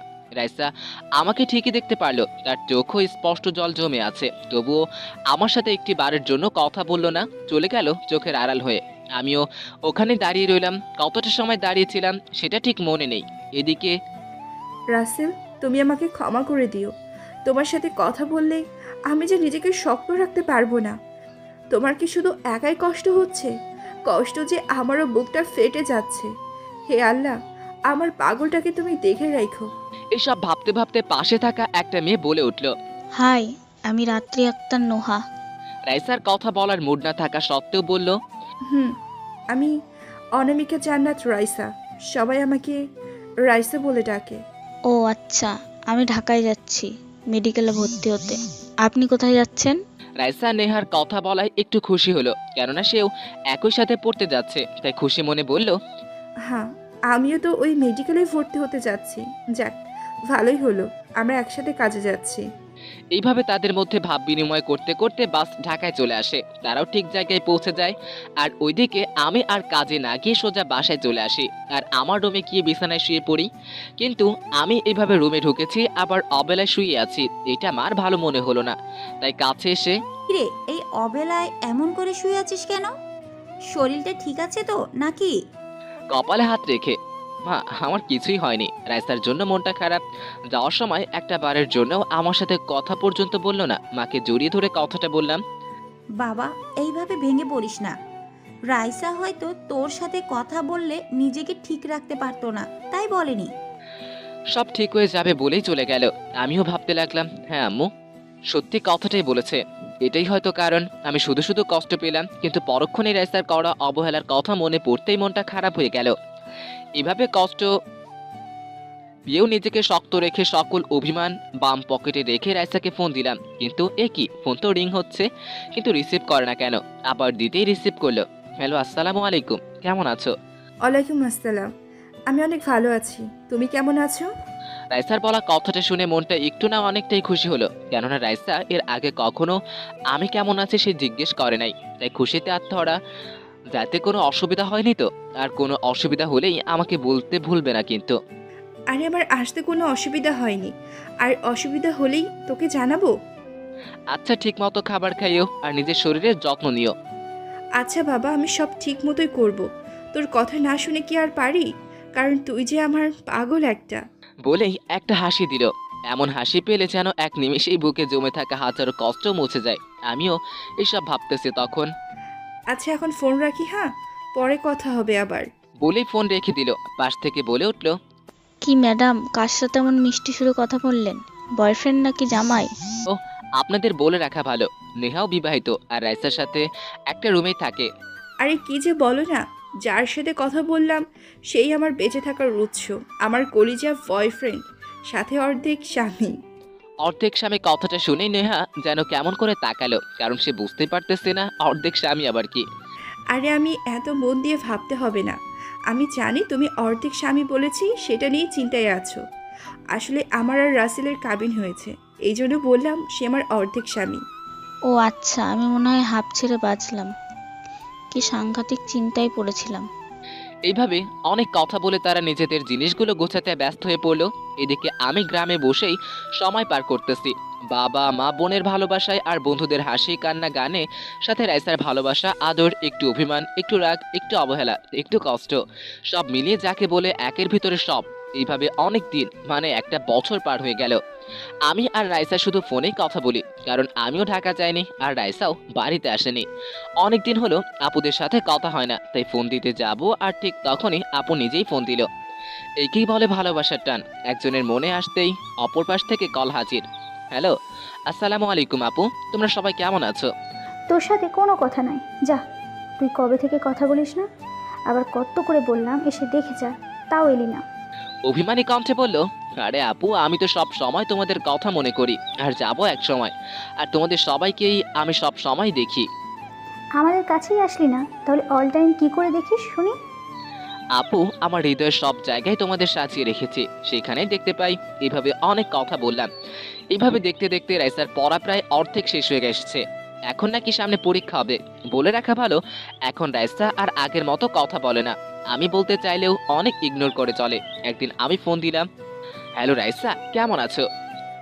আমি ভালো আছি, আর আমি এখন কথা বলতে পারবো না, ফোন রাখ। একটু নরম সুরে বলল, তোমার সাথে অনেক দিন হলো ঠিক মতো কথা বলি না, আজকে একটু কথা বলো প্লিজ। এই শোন, তুই আমাকে যখন তখন ফোন দিবি না, আমার পড়াশোনার অনেক ক্ষতি হয়। তুই কি চাস আমার স্বপ্নটা তোর জন্য নষ্ট হয়ে যাক? রাইসার বলা কথাটা কলিজায় এসে লাগলো। আমি কথা বললেই নাকি তার পড়াশোনার ক্ষতি হবে? জানি না এই মেয়ে আমার সাথে শুধু এমন কেন করে, সবার সাথে খুবই ভালো ব্যবহার করে। এসব কিছুই ভাবতেছি আর চোখের জল মুছতেছিলাম, তখনই পিছন থেকে আমার আদরের ছোট বোনটা এসে বলল, ভাইয়া, তুই কান্না করতেছিস কেন? এইভাবে কান্না করিস না। তুই জানিস না আমি তোর চোখের জল দেখতে পারি না? আমার চোখের পানি মুছতে মুছতে বলল, আমি কোথায় কান্না করতেছি? আমি কি কান্না কি করতে পারি না কি বল? হয়তো চোখে কি চুপ থেকে বলল, হ্যাঁ, আমি অনেক ভালো আছি। আর কিছুই বলল না। আমাকে কি তোমার একটা বারের জন্য মনে পড়ে না? মন কি চায় না একটু কথা বলতে? ওই পাশ থেকে কোনো কথা এলো না। রাইসা মনে মনে ভাবতেছে, মন তো চাই তোর কাছে এখনই ছুটে চলে আসি, কিন্তু আমি যে নিজেকে প্রতিষ্ঠিত করতে চাই। ভেবেই দুই চোখের নোনা জল গাল বেয়ে পড়তে লাগলো। এই রাইসা, কথা বলো না কেন? আমি কি এতটাই অবহেলার পাত্র যে কথা বলা যায় না? প্লিজ তুই আর এইভাবে ফোন করিস না, আমি নিজেকে প্রতিষ্ঠিত করতে চাই। বলেই ফোনটা কেটে দিল, আমাকে কিছু বলার সুযোগ না দিয়েই। আসলেই আমি মনে হয় রাইসার যোগ্য না, আর যোগ্য কি করে হতে পারি বলেন? আমি তো একটা দোকানের কর্মচারী মাত্র, আর সে হলো একজন নাম করা ডাক্তার। ভাবতেই চোখের কোণে জমে থাকা নোনা পানি গাল বেয়ে বেরিয়ে আসতে চায়। এসব কথা ভাবতেছি, ঠিক তখনই আমার পকেটে ভূমিকম্পের সৃষ্টি হয়, মানে ফোন এসছে। তাই ফোনের দিকে তাকিয়ে দেখি আব্বু ফোন করেছে, তাই রিসিভ করলাম। হ্যালো, আসসালামু আলাইকুম আব্বু, কেমন আছো? ওয়ালাইকুম আসসালাম, আমি ভালো আছি, কিন্তু তোমার আপু অসুস্থ। না, যতটা আপনার নামটা সুন্দর। মনে মনে বলল, তোর কথা বলা আমি বের করব। আমি ঢাকায় যাচ্ছি আপুর বসায়। আপনি কোথায় যাচ্ছেন? ও আচ্ছা, আমি ঢাকায় চাকরি করি আর বাড়ি গিয়েছিলাম, তাই আবার ফিরে যাচ্ছি ঢাকায়। মনে মনে বলল, তুই ঢাকায় যাচ্ছিস আর আমাকে বলিস নাই? তোর তো ঘাড় আমি মটকা বই দেখিস। এইভাবে অনেক কথা হলো দুজনের মাঝে। ইস, এমন করে যদি রাইসাও আমার পাশে বসে কথা বলতো, হাতে হাত রেখে, কতটা আনন্দ লাগতো। এসব ভাবতে ভাবতেই কানে কারো ডাক এসে পৌঁছে, মানে হেল্পার মামা এসে ডাকতেছে। আমি চারপাশে তাকিয়ে দেখি কেউ নেই বাসে, শুধু আমি একা, আর ওই মেয়েটাও নেই। আসলে আপনাদের সাথে গল্প করতে করতে কখন যে ঘুমিয়ে গিয়েছিলাম সে কথাটা ঠিক মনেই নেই। তারপর সেইখান থেকে চলে আসলাম, কিন্তু আমি তো কিছুই চিনি না। তাই একটা রিক্সাওয়ালা মামাকে বললাম, মামা ওই জায়গাটা কোথায়? একটা ঠিকানা দিয়ে বললাম। মামা আপনি ওঠেন, আমি সেই জায়গায় পৌঁছে দিয়ে আসি, আপনি 50 টাকা দিন। আমি তো কিছুই চিনি না, তাই রাজি হয়ে গেলাম আর রিক্সায় উঠে বসলাম। একটা মোড় পেরিয়ে রিক্সা থামিয়ে বলল, মামা আপনার ঠিকানায় চলে এসেছি, ওই যে দেখেন সেই বাসা। একটা বিশাল আকৃতির বাড়ি দেখিয়ে বলল, কিন্তু আমি এইসব দেখছি না, শুধু ভাবছি এইটুকু পথ 50 টাকা নিল। মামা আপনি এইটুকু পথ এনে এত টাকা কেন চাইলেন? আপনি তো আর চেনেন না যে জায়গাটা কোথায়, তাই এখন টাকা দিন। তারপর তাকে টাকা দিয়ে আমি বাড়ির কাছে আসলাম। দেখছেন ভাই, এর নামই ঢাকা শহর, টাকা ছাড়া কিছুই মেলে না। আর এইরকম পরিস্থিতিতে যারা পড়েছে তারাই জানে। আমি গেটের সামনে এসে সোজা বাড়ির ভিতরে ঢুকতে গেছি, অমনি একটা লাঠি আমার পথ আটকালো। এই মিয়া, এইভাবে হনহন করে কোথায় যান? দেখুন, আমি এই বাড়িতেই যাব, আমাকে যেতে দিন। না, আপনি যেতে পারবেন না, চলে যান এখান থেকে, না হলে ঘাড় ধাক্কা দিয়ে বের করব। আমাদের এসব কথা শুনে একটা ভদ্রলোক আসলো আর বলল, এই লতিফ, ছেলেটা কে? আর তুই তার সাথে এমন করতেছিস কেন? স্যার, এই ছেলেটা আমাকে না বলে বাড়ির ভিতরে ঢুকে গেছে। আমাকে দেখিয়ে বলল, এই ছেলে কে তুমি, আর এখানে কেন? স্যার আমি গ্রাম থেকে এসেছি, আমার নাম রাসেল, আর এখানে শফিকুল ইসলাম, তার বউ ও তার মেয়ে ঐশীকে আমি চিনি, আর তারাও আমাকে চেনে। তার মানে তুমি সেই ছেলে যাকে আমার বউ ভাই বানিয়েছে, আর তুমি আমার শ্বশুরের জীবন বাঁচিয়েছো। আসো আসো, ভিতরে আসো। তারপর সেখান থেকে চলে আসলাম। দেখে মনে হলো দুলাভাই আপুর মতোই অনেক ভালো। ভিতরে যেতেই দুলাভাই জোরে বলল, ঐশী দেখে যাও কি এসেছে। আর বাবা মা এইখানে আসেন। ডাক শুনে সবাই চলে আসে। আপু এসেই আমাকে জড়িয়ে ধরে কান্না করে দেয়। ভাই তুই সত্যি আমার মায়ের পেটের ভাই না হলেও তার থেকে কোনো অংশে কম না। আমার অসুস্থতার কথা শুনেই চলে এসেছিস। আপু এইভাবে বলে ছোট করে দিও না তো, বোনের বিপদে ভাই না আসলে কে আসবে? আমি বাবা মার পা ধরে সালাম করলাম। তাদের সাথে অনেক কথা বলে আপু আমাকে একটা রুম দেখিয়ে বলল, রাশেল, এটা তোর রুম, পছন্দ হয়েছে তো নাকি? আপু কি যে বলো না, আজকে মনে হয় জীবনের প্রথম এমন রুমে পা রাখলাম, অনেক পছন্দ হয়েছে। শুনে খুশি হলাম। তখন পিছন থেকে একটা বাচ্চা কণ্ঠে বলে উঠল, আম্মু, এই আন্টিটা কে? আগে তো কখনো দেখিনি আমাদের বাসায়। আমাকে দেখিয়ে বলল, তার মানে এটাই আপুর ছেলে আবির। বাবা, এটা হচ্ছে তোমার সেই রাশেল মামা, তুমি যাকে দেখতে চাইতে। আমাকে দেখিয়ে বলল। আমি আবিরকে কোলে তুলে বললাম, মামা তুমি কেমন আছো? মামা, আমি অনেক ভালো আছি, আর এখন আরো বেশি ভালো হয়েছি। মামা, আমাকে বিকালে ঘুরতে নিয়ে যাইতে হবে কিন্তু। আবির, এগুলো কি হচ্ছে? তোমার মামা এইখানে কিছুই চেনে না, তুমি জানো না? ধমক দিয়ে বলল, আপু তুমি আবিরকে বকলে কেন? আমার ভাগিনাকে নিয়ে ঘুরতে যাব। তোদের যা ইচ্ছা করিস, আমি গেলাম। বলেই চলে গেল। এইভাবে সবার সাথে কথা বলতে বলতে বিকাল হয়ে এলো। তাই আবিরকে নিয়ে একটা রিক্সা করে পার্কে ঘুরতে আসলাম। মামা, আমি আইসক্রিম খাবো, আমাকে আইসক্রিম এনে দাও। আচ্ছা মামা, চলো তোমাকে আইসক্রিম কিনে দেই। আমার প্রাণপ্রিয় ভাগিনীটা আইসক্রিম খাওয়ানোর বায়না ধরে বসে, তাই আবিরকে নিয়ে আইসক্রিম কিনতে চাই। এই মামা, 2টা চকলেট ফ্লেভারের আইসক্রিম দেন তো। আচ্ছা মামা, দাঁড়ান, এক্ষুনি দিতে আসি। বলেই আবিরের হাতে সুন্দর করে আইসক্রিম দিয়ে দিল। আমিও টাকা দিয়ে সামনে তাকাচ্ছি, তখন এমন জিনিস দেখতে পাবো কখনো কল্পনাও করতে পারি নাই। কি দেখে আমি এমন চুপ হয়ে গেলাম অবশ্যই আপনাদের জানতে ইচ্ছা করতেছে, তাই তো? তাহলে ইন্তেজার কিস কাজ কা, চলিয়ে আভি বাতাতে হো। আমি দেখি রাইসার মতো একটা মেয়ে একটা ছেলের সাথে পার্কে বসে বাদাম খাচ্ছে। আমি একটু আগ্রহী হয়ে ভালো করে দেখে বুঝতে পারলাম এটা রাইসার মতো না, রাইসাই ছিল। এই দৃশ্য দেখার জন্য কি আল্লাহ আমাকে এইখানে নিয়ে এসেছে?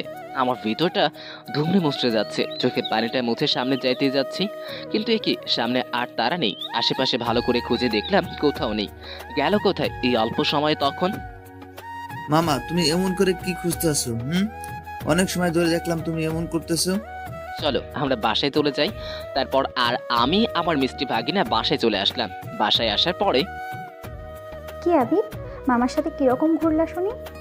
আম্মু অনেক ঘুরেছি আর আইসক্রিম খাইছি। আমার মামা অনেক ভালো, তোমার মতো না যে আমি চাইলে কিছু দেবে না। কি, মামাকে পেয়ে এখন মায়ের নামে বদনাম করা হচ্ছে? বলে সবাই হেসে ফেললাম। আসলে সবাই অনেক ভালো, খুব মজাদার মানুষ। আমি সেখান থেকে রুমে চলে আসলাম। ভাবতে লাগলাম রাইসা তো কথা বলতে মানা করেছে, তাহলে কি করি না ফোন করে যা হবার হবে। একবার রিং হতেই কল রিসিভ করলো। মনে হয় আমার ফোন পাবার আশায় মোবাইল হাতে নিয়ে বসেছিল। হ্যালো, আসসালামু আলাইকুম ডাক্তার ম্যাডাম, কেমন আছেন? আর যদি 5টা মিনিট কথা বলার জন্য অনুমতি দিতেন। অপর পাশে রাইসা মনে মনে বলল, রাসেল, তুমি কেন আমার সাথে এমন করে কথা বলতেছো সেটা আমি ভালো করেই জানি, কিন্তু আমার কিছু করার নেই। আমি প্রতিষ্ঠিত হওয়ার আগ পর্যন্ত তোমাকে আপন করে নিব না। মনে মনে বলল আর একটা হাত দিয়ে চোখের জল মুছল। ওয়ালাইকুম আসসালাম, আমি অনেক ভালো আছি। আজকে আবার কি কারণে ফোন দিছোস? তোকে বলছি না ফোন দিবি না আমাকে? একটু রাগ দেখিয়ে বলল। রাইসার কথা বলার ধরন দেখে একটু না প্রায় অনেকটাই কষ্ট পেলাম, কেননা এর আগেও অনেক কথা বলেছে, তবে এমন করে না। ডাক্তার ম্যাডাম, আমি জানি এখন আপনি অনেক বড় একজন মানুষ, আপনার সাথে কথা বলার কোনো যোগ্যতা আমার নেই, তবুও আমার খেয়ে আমার পরে আপনার কাছেই পড়ে থাকে, আমার কথা একটুও শোনে না। রাইসা মনে মনে বলে, শুনবে কেন? তোর মনটা যে শুধুই আমার, তাই তো আমার জন্য ছটফট করে। যখন আমি থাকবো না তখন হয়তো আপনার অনেক ভালো লাগবে, তাই না? আপনাকে আর এইভাবে কেউ বিরক্ত করবে না বলেই চোখের জল মুছলাম। ওই পাশ থেকে একটু চিন্তিত হয়েই রাইসা বলল, এই তুই থাকবি না মানে কোথায় যাবি? আচ্ছা ম্যাডাম, আপনার মূল্যবান সময় নষ্ট করে আমার মতো একটা হতভাগা ছেলের সাথে কথা বলার জন্য অনেক অনেক ধন্যবাদ। দোয়া করি আল্লাহ যেন আপনার সকল মনের আশা পূরণ করে। বলেই ফোনটা কেটে দিলাম। কি আর বলতাম, সেই তো অপমান ছাড়া আর কিছুই করে না।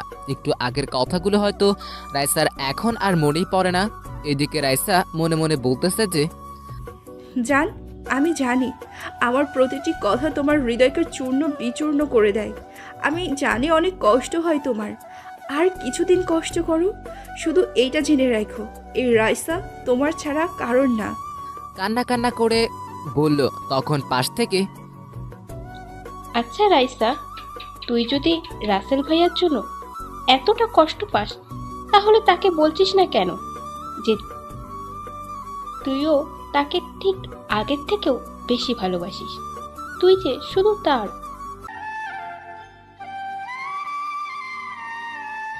শোনো, আমি ওকে ভালো করে চিনি। আমি বললেই ও আমার কাছে ছুটে চলে আসবে। আমি তখন আমার স্বপ্ন পূরণ করতে পারবো না। বৃষ্টিকে জড়িয়ে ধরে বলল, তুই এখন একজন দেশের নামকরা ডাক্তার, তাহলে আরো কি করতে চাস? হ্যাঁ, আমি মানছি আমি নামকরা ডাক্তার, কিন্তু আমাকে এই অবস্থানে পৌঁছানোর জন্য আমি চেষ্টা করেছি মন প্রাণ দিয়ে, কিন্তু সব কষ্ট রাসেল করেছে, যেটা আমার নিজের চোখে দেখা। কতটা কষ্ট করেছে আমাকে এই অবস্থানে আনতে। তাই আমি এমন কিছু করে ওকে আপন করে নিতে চাই যাতে পরে ও আমার কাছে অনেক সুখে থাকে। জানিস বৃষ্টি, ও ঢাকা এসেছে, আমাকে একটা বারের জন্যও সেটা বলেনি, কারণ আমি মানা করেছিলাম আমার সাথে কথা বলতে। আর ও চায় না ঢাকায় এসে সেটা জেনে আমি কষ্ট পাই। আমি হয়তো আগের জন্মে ভালো কোনো কাজ করেছিলাম, যার জন্য রাসেলের মতো একজন জীবন সঙ্গী আমি পেয়েছি। বলেই চোখের জল মুছে ফেলল। দেখ রাইসা, এমন করে না, থেকে তুই ওকে মেনে নে, না হয় আবার তোকে চোখের জল বুকে ভাসাতে হয়। না, এইসব কিছুই হবে না। আমি রাসেলের নামে একটা কোম্পানি কিনবো, যেটা আজ থেকে 3 মাস পরে আমাদের বিবাহের 6 বছর অতিবাহিত হবে। সেই দিন ওকে বুঝিয়ে দিয়ে আমি ওকে নিজের করে নিব, তাতে যতটা কষ্ট পাই না কেন। ও বৃষ্টি, ভালো কথা, আমাদের বাড়িতে একটা কাজের লোক দরকার, তুই ব্যবস্থা করিস। আচ্ছা ঠিক আছে। এই ছিল তাদের কথা। এখন চলেন দেখে আসি বেচারা রাসেলের কি অবস্থা। আমি রাতে ডিনার করে রুমে এসে শুয়ে শুয়ে আগের সব কথাই ভাবছিলাম, কতটা ভালো আগের দিনগুলো। তখনই পাশে থাকা ফোনটা বেজে উঠল। তাকিয়ে দেখি বৃষ্টি আপুর কল, তাই রিসিভ করলাম। হ্যালো, আসসালামু আলাইকুম আপু, কেমন আছেন? ওয়ালাইকুম আসসালাম। আমি অনেক ভালো আছি, তুমি কেমন আছো? আমি কেমন আর থাকতে পারি সেই সব আপনারা হয়তো অজানা না, তাই আপনি নতুন করে কেন আবার জিজ্ঞেস করতেছেন? সেটাই আমি জানি, তবে নতুন একটা খবর আছে আপনার জন্য। আমিও তো চাই না আপনার আর রাইসার মধ্যে দূরত্ব বেড়ে যায়। আমি এটা জানি, তাহলে আপনি এখন কি বলতে চান সেটা বলেন শুনি। তার জন্যই তো ফোন দিলাম। রাইসা তার বাড়িতে একটা কাজের লোক খুঁজছে। আমি চাই তুমি কাজের লোক হয়ে আসো, কিন্তু রাইসা যেন চিনতে না পারে, ছদ্মবেশে থাকবে। তা তুমি কাছে থেকে হলেও দেখতে পাবে। আপনার বুদ্ধি আছে বলতে হবে। তারপর সবকিছু শুনে অনেক কথা বলে ফোন কেটে দিলাম। কাল সকালে যেতে হবে, তাই আমি বাড়িতে ফোন দিয়ে বলে দিলাম আমি বাড়িতে যাব, দেরি আছে, ওইখানে কাজ করতে হবে। আর এই বাড়ির সবাইকে সব বুঝিয়ে বলার পরে রাজি হলো। আমি এসে আবারও শুয়ে পড়লাম। সকালে ঘুম থেকে উঠে নামাজ পড়ে এসে কিছু সময় পরে নাস্তা করে সবার থেকে বিদায় নিয়ে বৃষ্টিপুর দেওয়ার ঠিকানায় চলে আসলাম। আমাকে দেখেই, এই আপনি কি আর আমার বাড়িতে কেন এসেছেন? আমাকে চিনতে পারে নাই? তাহলে আপু, আমি আপনাদের বাসায় নতুন কাজের লোক, এবার বুঝতে পারলে? আরে তোমাকে তো কেউ চিনতেই পারবে না, ভালোই বিদ্যুৎ সেজেছ তখন উপর থেকে। এই বৃষ্টি, এই চাচাকে আর এখানেই বা কেন এসেছে? উপর থেকে নামতে নামতে বলল, আমি তো রাইসার দিকে এক পলকে তাকিয়ে আছি, কতদিন হলো দেখি না, খুব সুন্দর লাগছে, মন চায় এখনই জড়িয়ে ধরি। আমার এমন অবস্থা দেখে জোরে জোরে বলল, আরে এই চাচা তো আমাদের নতুন কাজের লোক। ও তাই বল, ভালো হয়েছে তুই বৃদ্ধ কাজের মানুষ এনেছিস। তাই চাচার নাম কি? এর নাম রাখছে, দেখ কি বলে ফেললাম। ম্যাডাম আমার নাম রহিম। এই আপু ভুলে রাসেল বলেছে, আসলে সে তো সঠিক নাম শোনেনি, বৃষ্টি মনে মনে বলতেছে। যাক বাবা, বাঁচা গেল। তাহলে ঠিক আছে, শোনেন চাচা, ঠিকমতো কাজ করবেন। আর বৃষ্টি, তুই এই চাচাকে সব কিছু বুঝিয়ে দে। আমি হাসপাতালে গেলাম। বলেই চলে গেল। ভাই তুমি আমাকে বাঁচালে। কি নাম বলেছিলে? আমার তো খবর ছিল না। এইভাবে কাজ করা আর রাইসাকে দেখা, এর মধ্যে দিয়েই চলে গেল একটা মাস।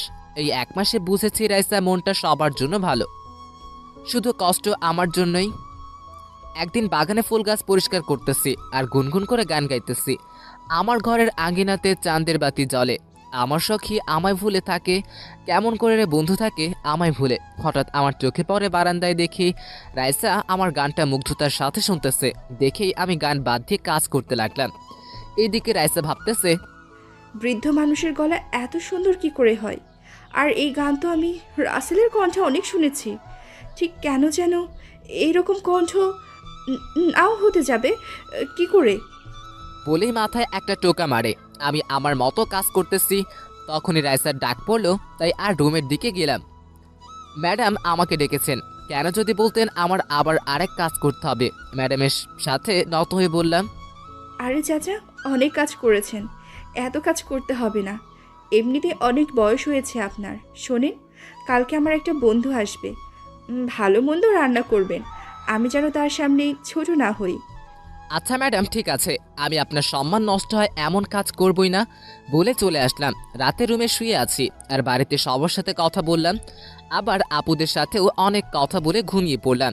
এদিকে রাইসা ভাবতেছে, কি ব্যাপার, রাসেল আমাকে একটা মাস হলো ফোন দেয় না কেন?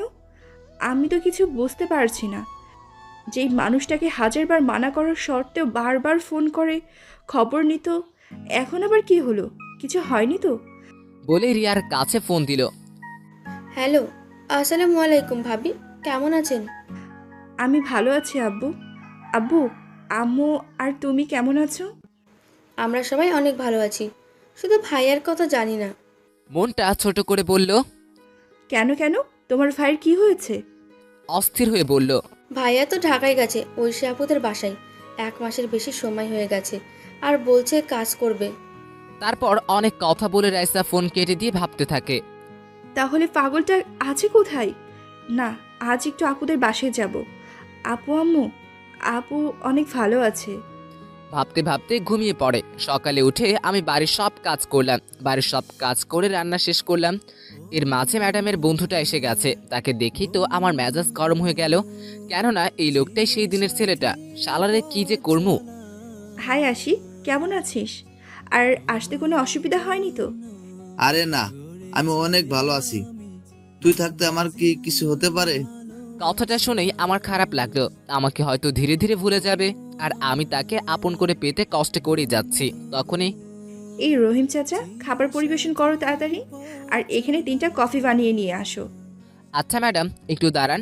আমি এই গেলাম আর এলাম, তারপরে কফি নিয়ে আসলাম, একে একে সবাইকে দিলাম। আর যখন আশিকের হাতে কফির মগটা দিতে যাচ্ছি, তখনই আমার হাতে ফসকে কফির মগটা আশিকের উপরে পড়ে যায়।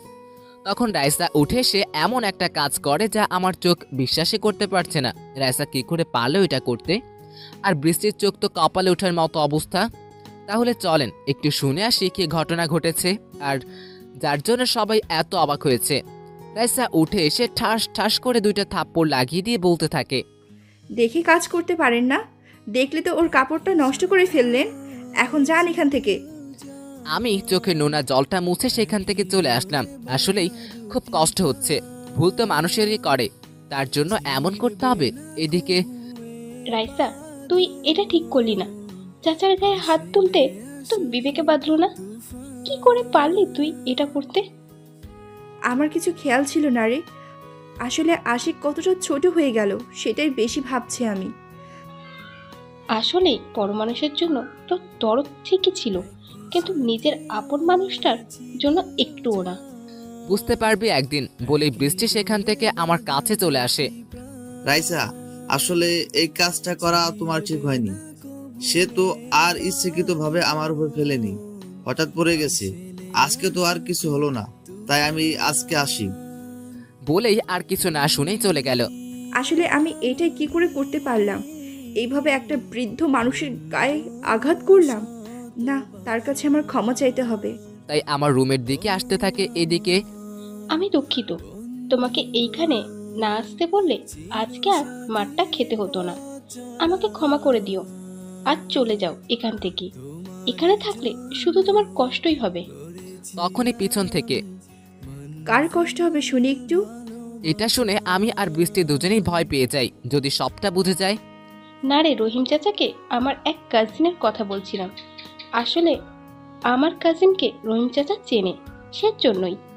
এই মেয়ের মাথায় বুদ্ধি আছে বলতে হবে। ঠিক সময়ে ঠিক সূত্র প্রয়োগ করে অঙ্কের ফল ঘোরাতে পারে। ও আচ্ছা, বৃষ্টি তুই সর, আমার রহিম চাচার সাথে কিছু কথা আছে, একটু সাইটে আয়। তখন বৃষ্টি সাইটে যায়। আমি চিন্তায় আছি কি করবে, যে কাছে আসতে যাবে তখনই, রহিম চাচা, আমাকে ক্ষমা করে দিন। আসলে তখন আমার মাথা ঠিক ছিল না। আপনার গায়ে হাত উঠানোর আমার ঠিক হয়নি। আমি সত্যি অনুতপ্ত এই বিষয়টার জন্য। ম্যাডাম এমন করে বলবেন না। আপনি তো কাজটা ঠিকই করেছেন। আমার উচিত ছিল সাবধানে কাজ করা। আপনি আমার ভুল ভরিয়ে দিয়েছেন, এতে আপনার কোনো ভুল নেই। আসলে আশিক বৃষ্টিকে পছন্দ করে, তাই এখানে এসেছিল বিয়ের কথা বলতে। আর আপনার ওই কাজ দেখে আমার রাগ উঠে গেছে। এটা শুনে আমি একটু খুশি হলাম, কেননা আমি যেটা ভেবেছিলাম সেটা পুরাই ভুল। আচ্ছা ঠিক আছে, আর বৃষ্টি মামুনি আর তাকে খুব মানাবে। কিন্তু আপনার এই ভুলের জন্য আশিক আমাকে কথা শুনিয়ে চলে গেছে। একটু নরম সুরে বলল, আমি আপনাদের কাছে ক্ষমা চাচ্ছি। আমার জন্য আপনাদের অনেক বড় ক্ষতি হয়ে গেল, ক্ষমা করে দিবেন দয়া করে। এইভাবে অনেক কথা হলো। একদিন সকালে বাসায় চিল্লাচিল্লি শুনে আমি বাগান থেকে দৌড়ে ভিতরে আসি। ভিতরে এসে দেখি কাজের মেয়েটা মাটিতে পড়ে আছে। এই জরিনা, তোর কি হলো? এমন করে পড়ে গেলি কেন? কিন্তু জরিনার কোনো কথা নেই, নিস্তব্ধ দেহ নিয়ে মাটির সাথে নতিয়ে আছে, ঝাঁকুনি দিচ্ছে শুধু। তখন বাড়ির সবাই চিন্তায় পড়ে যায়। আমার আর বুঝতে বাকি রইল না জরিনার কি হয়েছে। তাই রাইসা ম্যাডাম, আপনি আপনার পায়ের জুতা খুলে জরিনার নাকে ধরেন, সব ঠিক হয়ে যাবে। আমার কথা শুনে তো সবাই আমার উপরে রাখে ফায়ার। কারণ তাদের মনে হচ্ছে আমি এমন টাইমেও মজা করতেছি। চাচা, মজা করাও কিন্তু একটা সময় থাকে। দেখতেছেন মেয়েটা অসুস্থ আর আপনি মজা করতে ব্যস্ত। হ্যাঁ, আপনি মজা করছেন কেন? আরে আপনারা শুধু আমাকে ভুল বুঝতেছেন। আমি মজা কেন করব? আপনি জুতা শুকিয়েই দেখুন কি হয়। আচ্ছা রাইসা, চাচা যখন বলতেছে একটু জুতা শুকিয়ে দেখ তো কি হয়। আচ্ছা ঠিক আছে, তবে যদি বেশি খারাপ কিছু হয় তাহলে চাচার কিন্তু খবর আছে। তারপর আপনি কেন করলো? আর আমি এখন কি বলবো সন্তানের কথা? ম্যাডাম, আমার বাবা মা আর একটা বোন আছে। আর কি বলবো দুঃখের কথা, আমার কোনো সন্তান নেই। মনটা ছোট করে বললাম। দেখছেন, তাও সত্যটা বলে না। আরে চাচা, আপনি যেইভাবে বুড়া সেজেছেন তাতে কেউ বুঝবেই না। আর সন্তান কথাগুলো মনে মনে বলল। আচ্ছা চাচা, আপনাকে দেখে মনে হচ্ছে বয়স ভালোই হয়েছে, তাহলে সন্তান নেই কেন? এখন আমি কি বলবো? এই মায়া তো আমাকে ছাড়বে না দেখতেছি। আসলে আমি বিয়ে করেছি, কিন্তু ভাগ্যক্রমে আমার কাবিনটাই শুধু হয়েছিল, কালেমাটা হয় নাই। আর আমার বউ তার বাবার বাড়িতে থাকে। তাই নাকি? খুব কষ্টের কথা এটা। তা আপনি চাচিকে আনতে যান নাই কেন? সেই যে আমার জীবনে আসতে চায় না, তাহলে নিয়ে আসবো কেমনে? সে যে এখন অন্যের জন্য স্বপ্ন দেখে। চোখের পানি মুছতে মুছতে বললাম। ইস রে, আমার পাগলটা না জেনে শুধু কষ্ট পাচ্ছে। জানো, আর বেশি কষ্ট পেতে হবে না। রাইসা মনে মনে কথাটা বলল। আচ্ছা চাচা, আমি এখন আসি। আর দোয়া করি চাচি যেন আপনার জীবনে ফিরে আসে। বলেই চলে গেল। ইসরে, কি বাচ্চাটাই না বাঁচলাম। আর একটু থাকলেই ধরা খেয়ে যেতাম। বলতে বলতে কখন যে ঘুমিয়ে পড়েছি সে কথা খেয়ালই নেই। সকালে ঘুম থেকে উঠে প্রতিদিনের মতো বাগানে পানি দিচ্ছি, তখন বৃষ্টি আসছে। রাসেল, তুমি কি অনুষ্ঠানের কথা জানো না? হ্যাঁ জানি, রাইসা বলেছে। আর আরও বলেছে সে অনুষ্ঠানে নাকি তার হবু শ্বশুরবাড়ির লোকজন আসবে। আমি কি সত্যি রাইসাকে আমার জীবন থেকে হারিয়ে ফেলবো? এখনো কিন্তু অনেক সময় আছে, চলে যাও। কষ্ট পেতে না চাইলে, কারণ ওই দিন যে কষ্ট ছাড়া কিছুই পাবে না। আর তোমার কষ্টগুলো আমারও কেমন সহ্য হয় না। না, আমি মাঝপথে হাল ছেড়ে যাব না। ওর কষ্ট সহ্য করতে যদি আমার মরণও হয়, তবুও আমি হাসি মুখে মরণকেই বরণ করে নিমু। চোখের পানি মুছে বলল। সত্যি, তুমি একটা মানুষই, যে কিনা একটা মেয়েরকে এত ভালোবাসে। সে তোমাকে ভালোই বাসে না, শুধু কষ্টই দিয়ে গেল। দোয়া করি আল্লাহ যেন তোর মনের আশা পূরণ করে। বলে ভিতরে চলে গেল। ম্যাডাম, আমাকে আজকে একটু ছুটি দিবেন? একটু এক জায়গায় যেতাম, একটু কাজ ছিল। আপনারা তো এখানে কেউ নাই, তাহলে আপনি কোথায় যাবেন শুনি? এই রে, এখন আমি কি বলি? এই মাইয়া এরকম কথা বলে ঠিকই ফেলে, কেন বুঝতে পারি না। মনে মনে বললাম, আসলে ম্যাডাম, এইখানে আমার এক আত্মীয় থাকে, তার সাথে একটু দেখা করতে যাইতে হবে। দয়া করে যদি অনুমতি দিতেন। আচ্ছা, আপনার বলা কথা আমার মনে থাকবে, এটা কি আর ভুলতে পারে নাকি? তারপর আমি চলে আসলাম। রাস্তায় এসে বৃদ্ধ থেকে আবার আগের রূপে চলে আসলাম। ভাবতেই কেমন লাগে, রাইসা আমাকে নাতিনে চাচা বলে, আর সন্তান কয়টা সেটাও জিজ্ঞেস করে। আমি আস্তে আস্তে হেঁটে আপুদের বাসার দিকে চলে আসলাম। কিন্তু কিছু পথ আসতে দেখতে পাই আপুকে কারা যেন বিরক্ত করতেছে। আসলে আপু হেঁটে হেঁটে কোথাও গিয়েছিল, গাড়ি বা বডিগার্ড ছাড়াই। আমি আর এক মুহূর্ত দেরি না করে অতি দ্রুত গতিতে আপুর কাছে চলে আসলাম। আমাকে দেখেই আপু যেন প্রাণ ফিরে পেল। আপু, এরা কারা আর তোমার সাথে এরকম করতেছে কেন? আসলে আমি এদের একটা কাজ করতে মানা করাই এরা আমাকে মারতে চায়। কাঁদো গলায় বলল। কি? এই তোদের এত বড় সাহস, আমার বোনকে মারতে চাস? তোদের কলিজা তো দেখতে হয় কত বড়।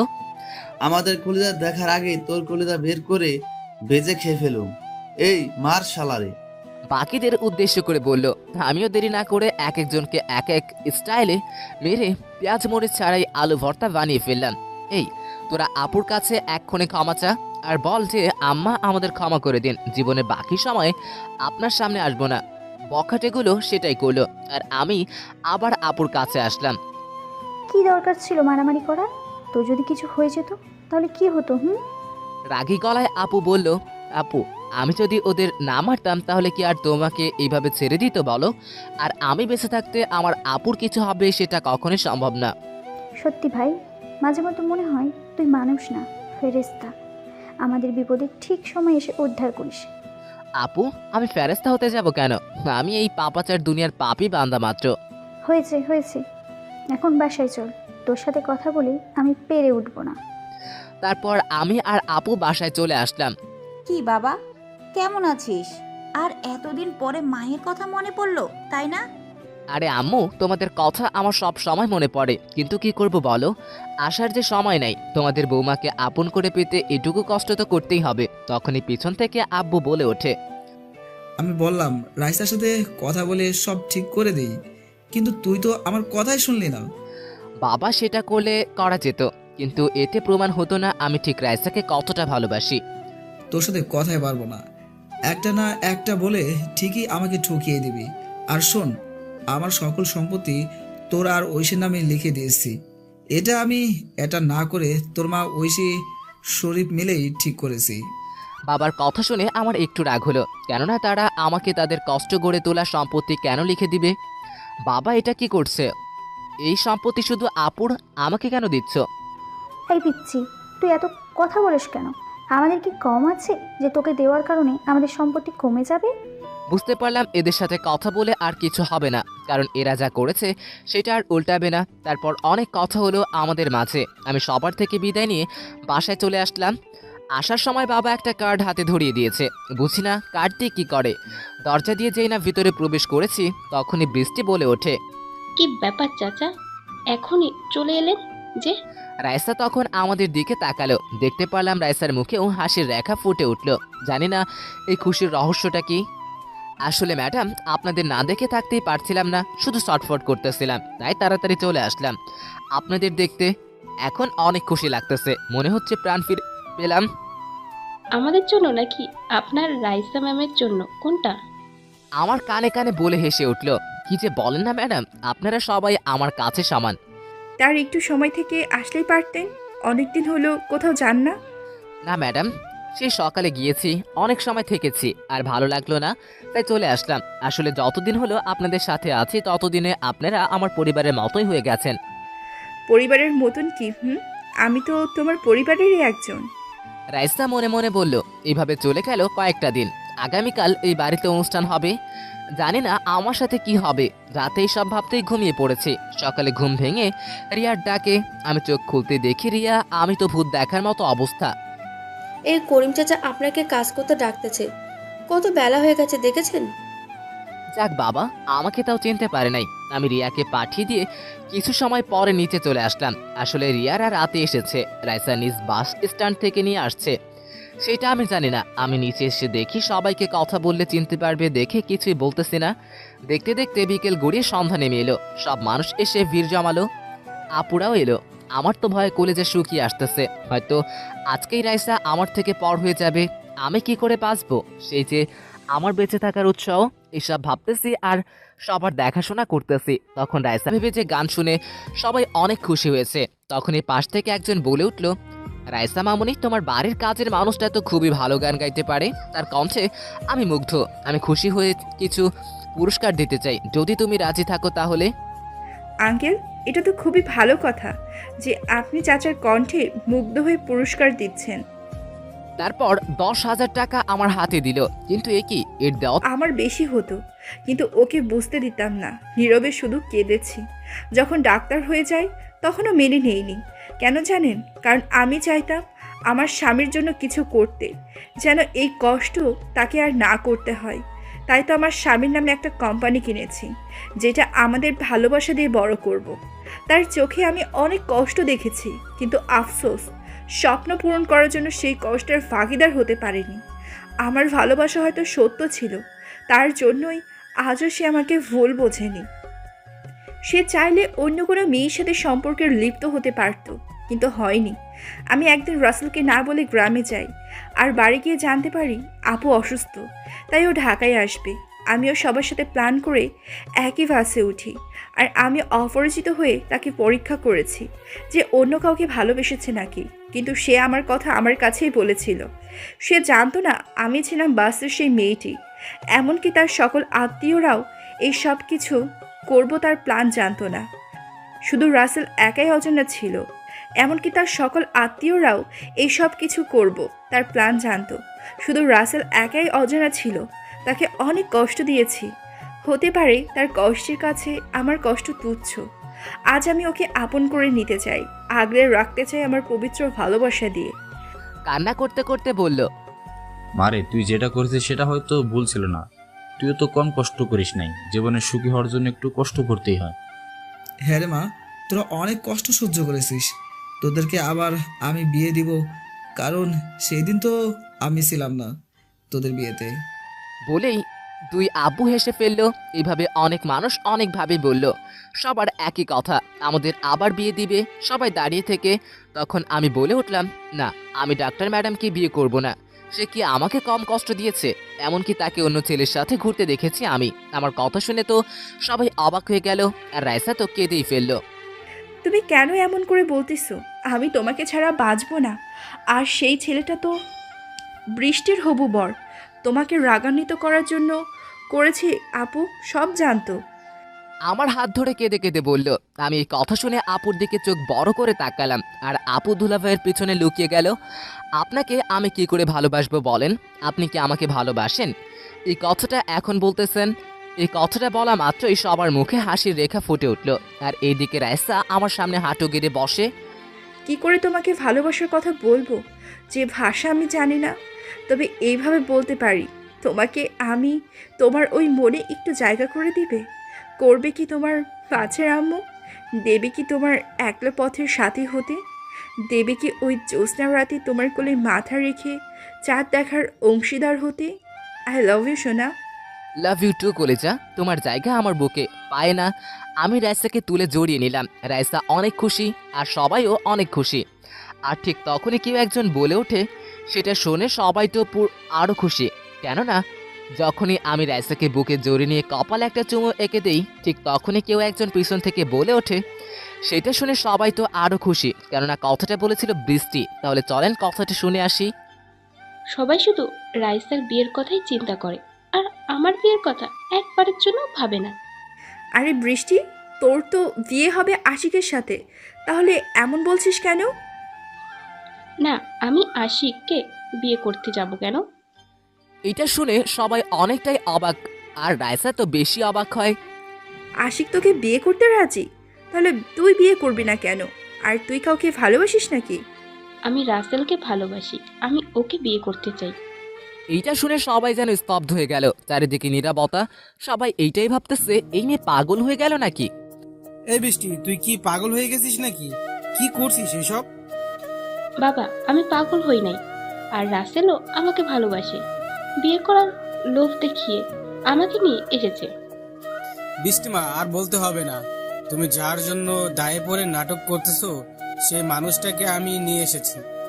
সবাই অবাক, কেননা আব্বু আশিকের কলার ধরে টানতে টানতে নিয়ে আসছে। তারপর সবটা খুলে বলল বৃষ্টি কেন এসব করেছে।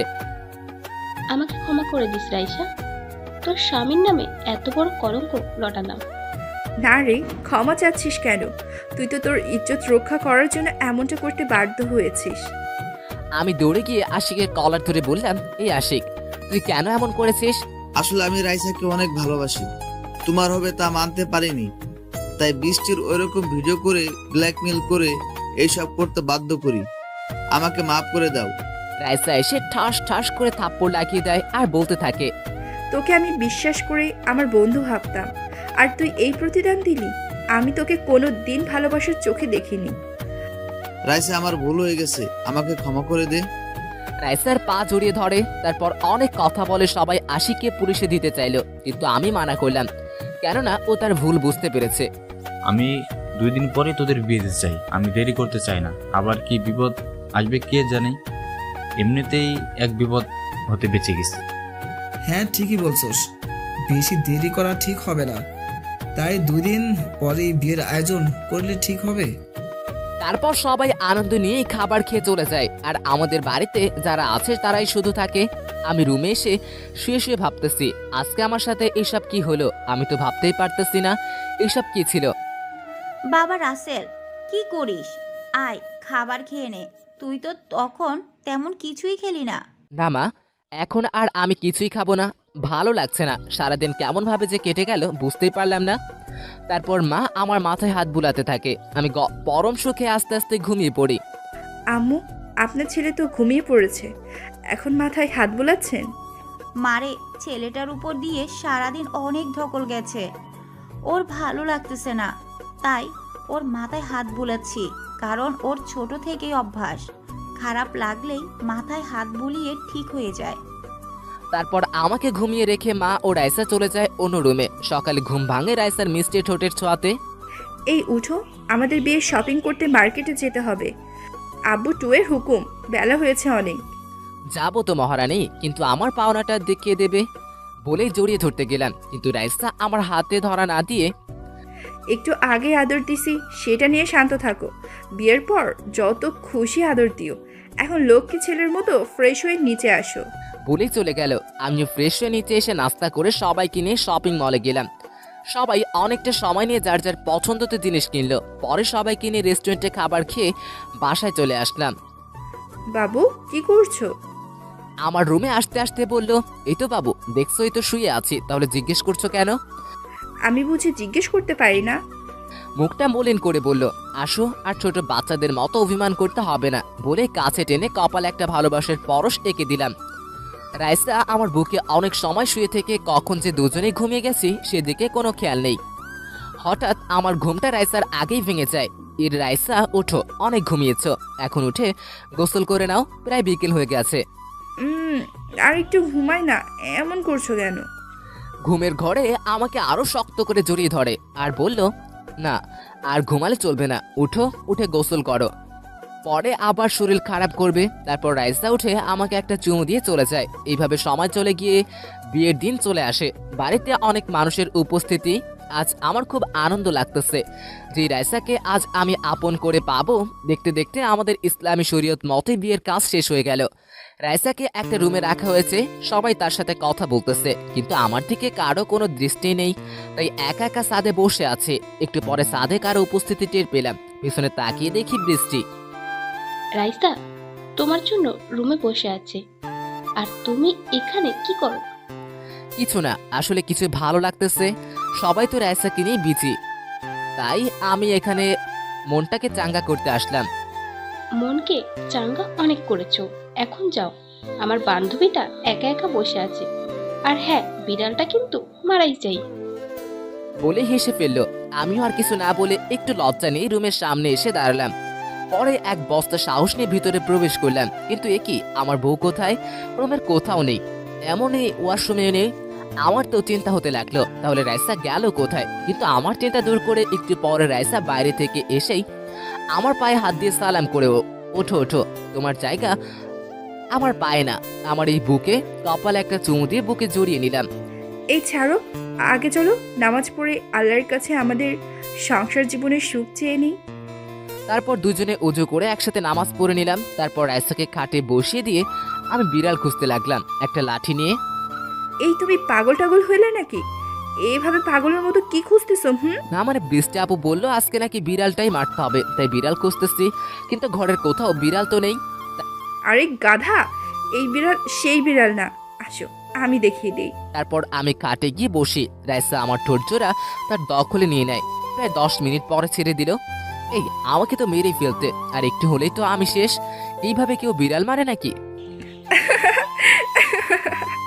কি সব বলো পাগল একটা, এইভাবে কেউ বলে বুঝি? আমার বুঝি শরম করে না? এই যে আমার লজ্জাবতী বউ, আর লজ্জা পেতে হবে না বলি রাইসাকে কপালে চুমু দিলাম। এই শোনো না। কি বলো? আমি তো তোমার কথা শোনার জন্যই অধীর আগ্রহে বসে আছি, বলো কি বলবে? আমার না তোমার মতো সুন্দর আর কিউট গোলুমুলো একটা ছেলে বেবি চাই। একটু লাজুক হয়ে, ওরে বাবা, তাই নাকি? কিন্তু বেবি নিতে হলে তো অনেক পরিশ্রম করতে হবে। তাই কি? আমি বেবি নেওয়ার জন্য একটু কেন, যতটা কষ্ট করতে হবে ততটাই করব কষ্ট, তবু আমার বেবি চাই চাই। আচ্ছা তাহলে চলো বাংলাদেশ T20 শুরু করা যাক। তারপর শুরু হয়ে গেল হার না মানা এক খেলা। ভেসে চললাম দুজন এক সুখের সাগরে, যার কোনো শেষ নেই। এইভাবে সুখের নিলাম, 4 ঠোঁট এক করে দিলাম। প্রায় 5 মিনিট পর ছেড়ে দিলাম। এই দুষ্টু ছাড়ো, রাতে এত আদর দিও, মন ভরে নাই তাই না? তোমাকে যতই দেখি ততই মুগ্ধ হয়ে যাই। এত সুন্দর কি করে আমার বউটা কারো যেন নজর না লাগে। এইভাবে চলতে থাকে ওদের দুষ্টু মিষ্টি ভালোবাসা। আপনারা সবাই ওদের জন্য দোয়া করবেন। কেমন যেন একটা বাংলাদেশ টিম গঠন করতে পারে। এই গল্পটা এখানে রেখে দিলাম। Bye bye, tata. ফের দেখা হবে, কথা হবে নতুন একটা গল্প নিয়ে। সে পর্যন্ত ভালো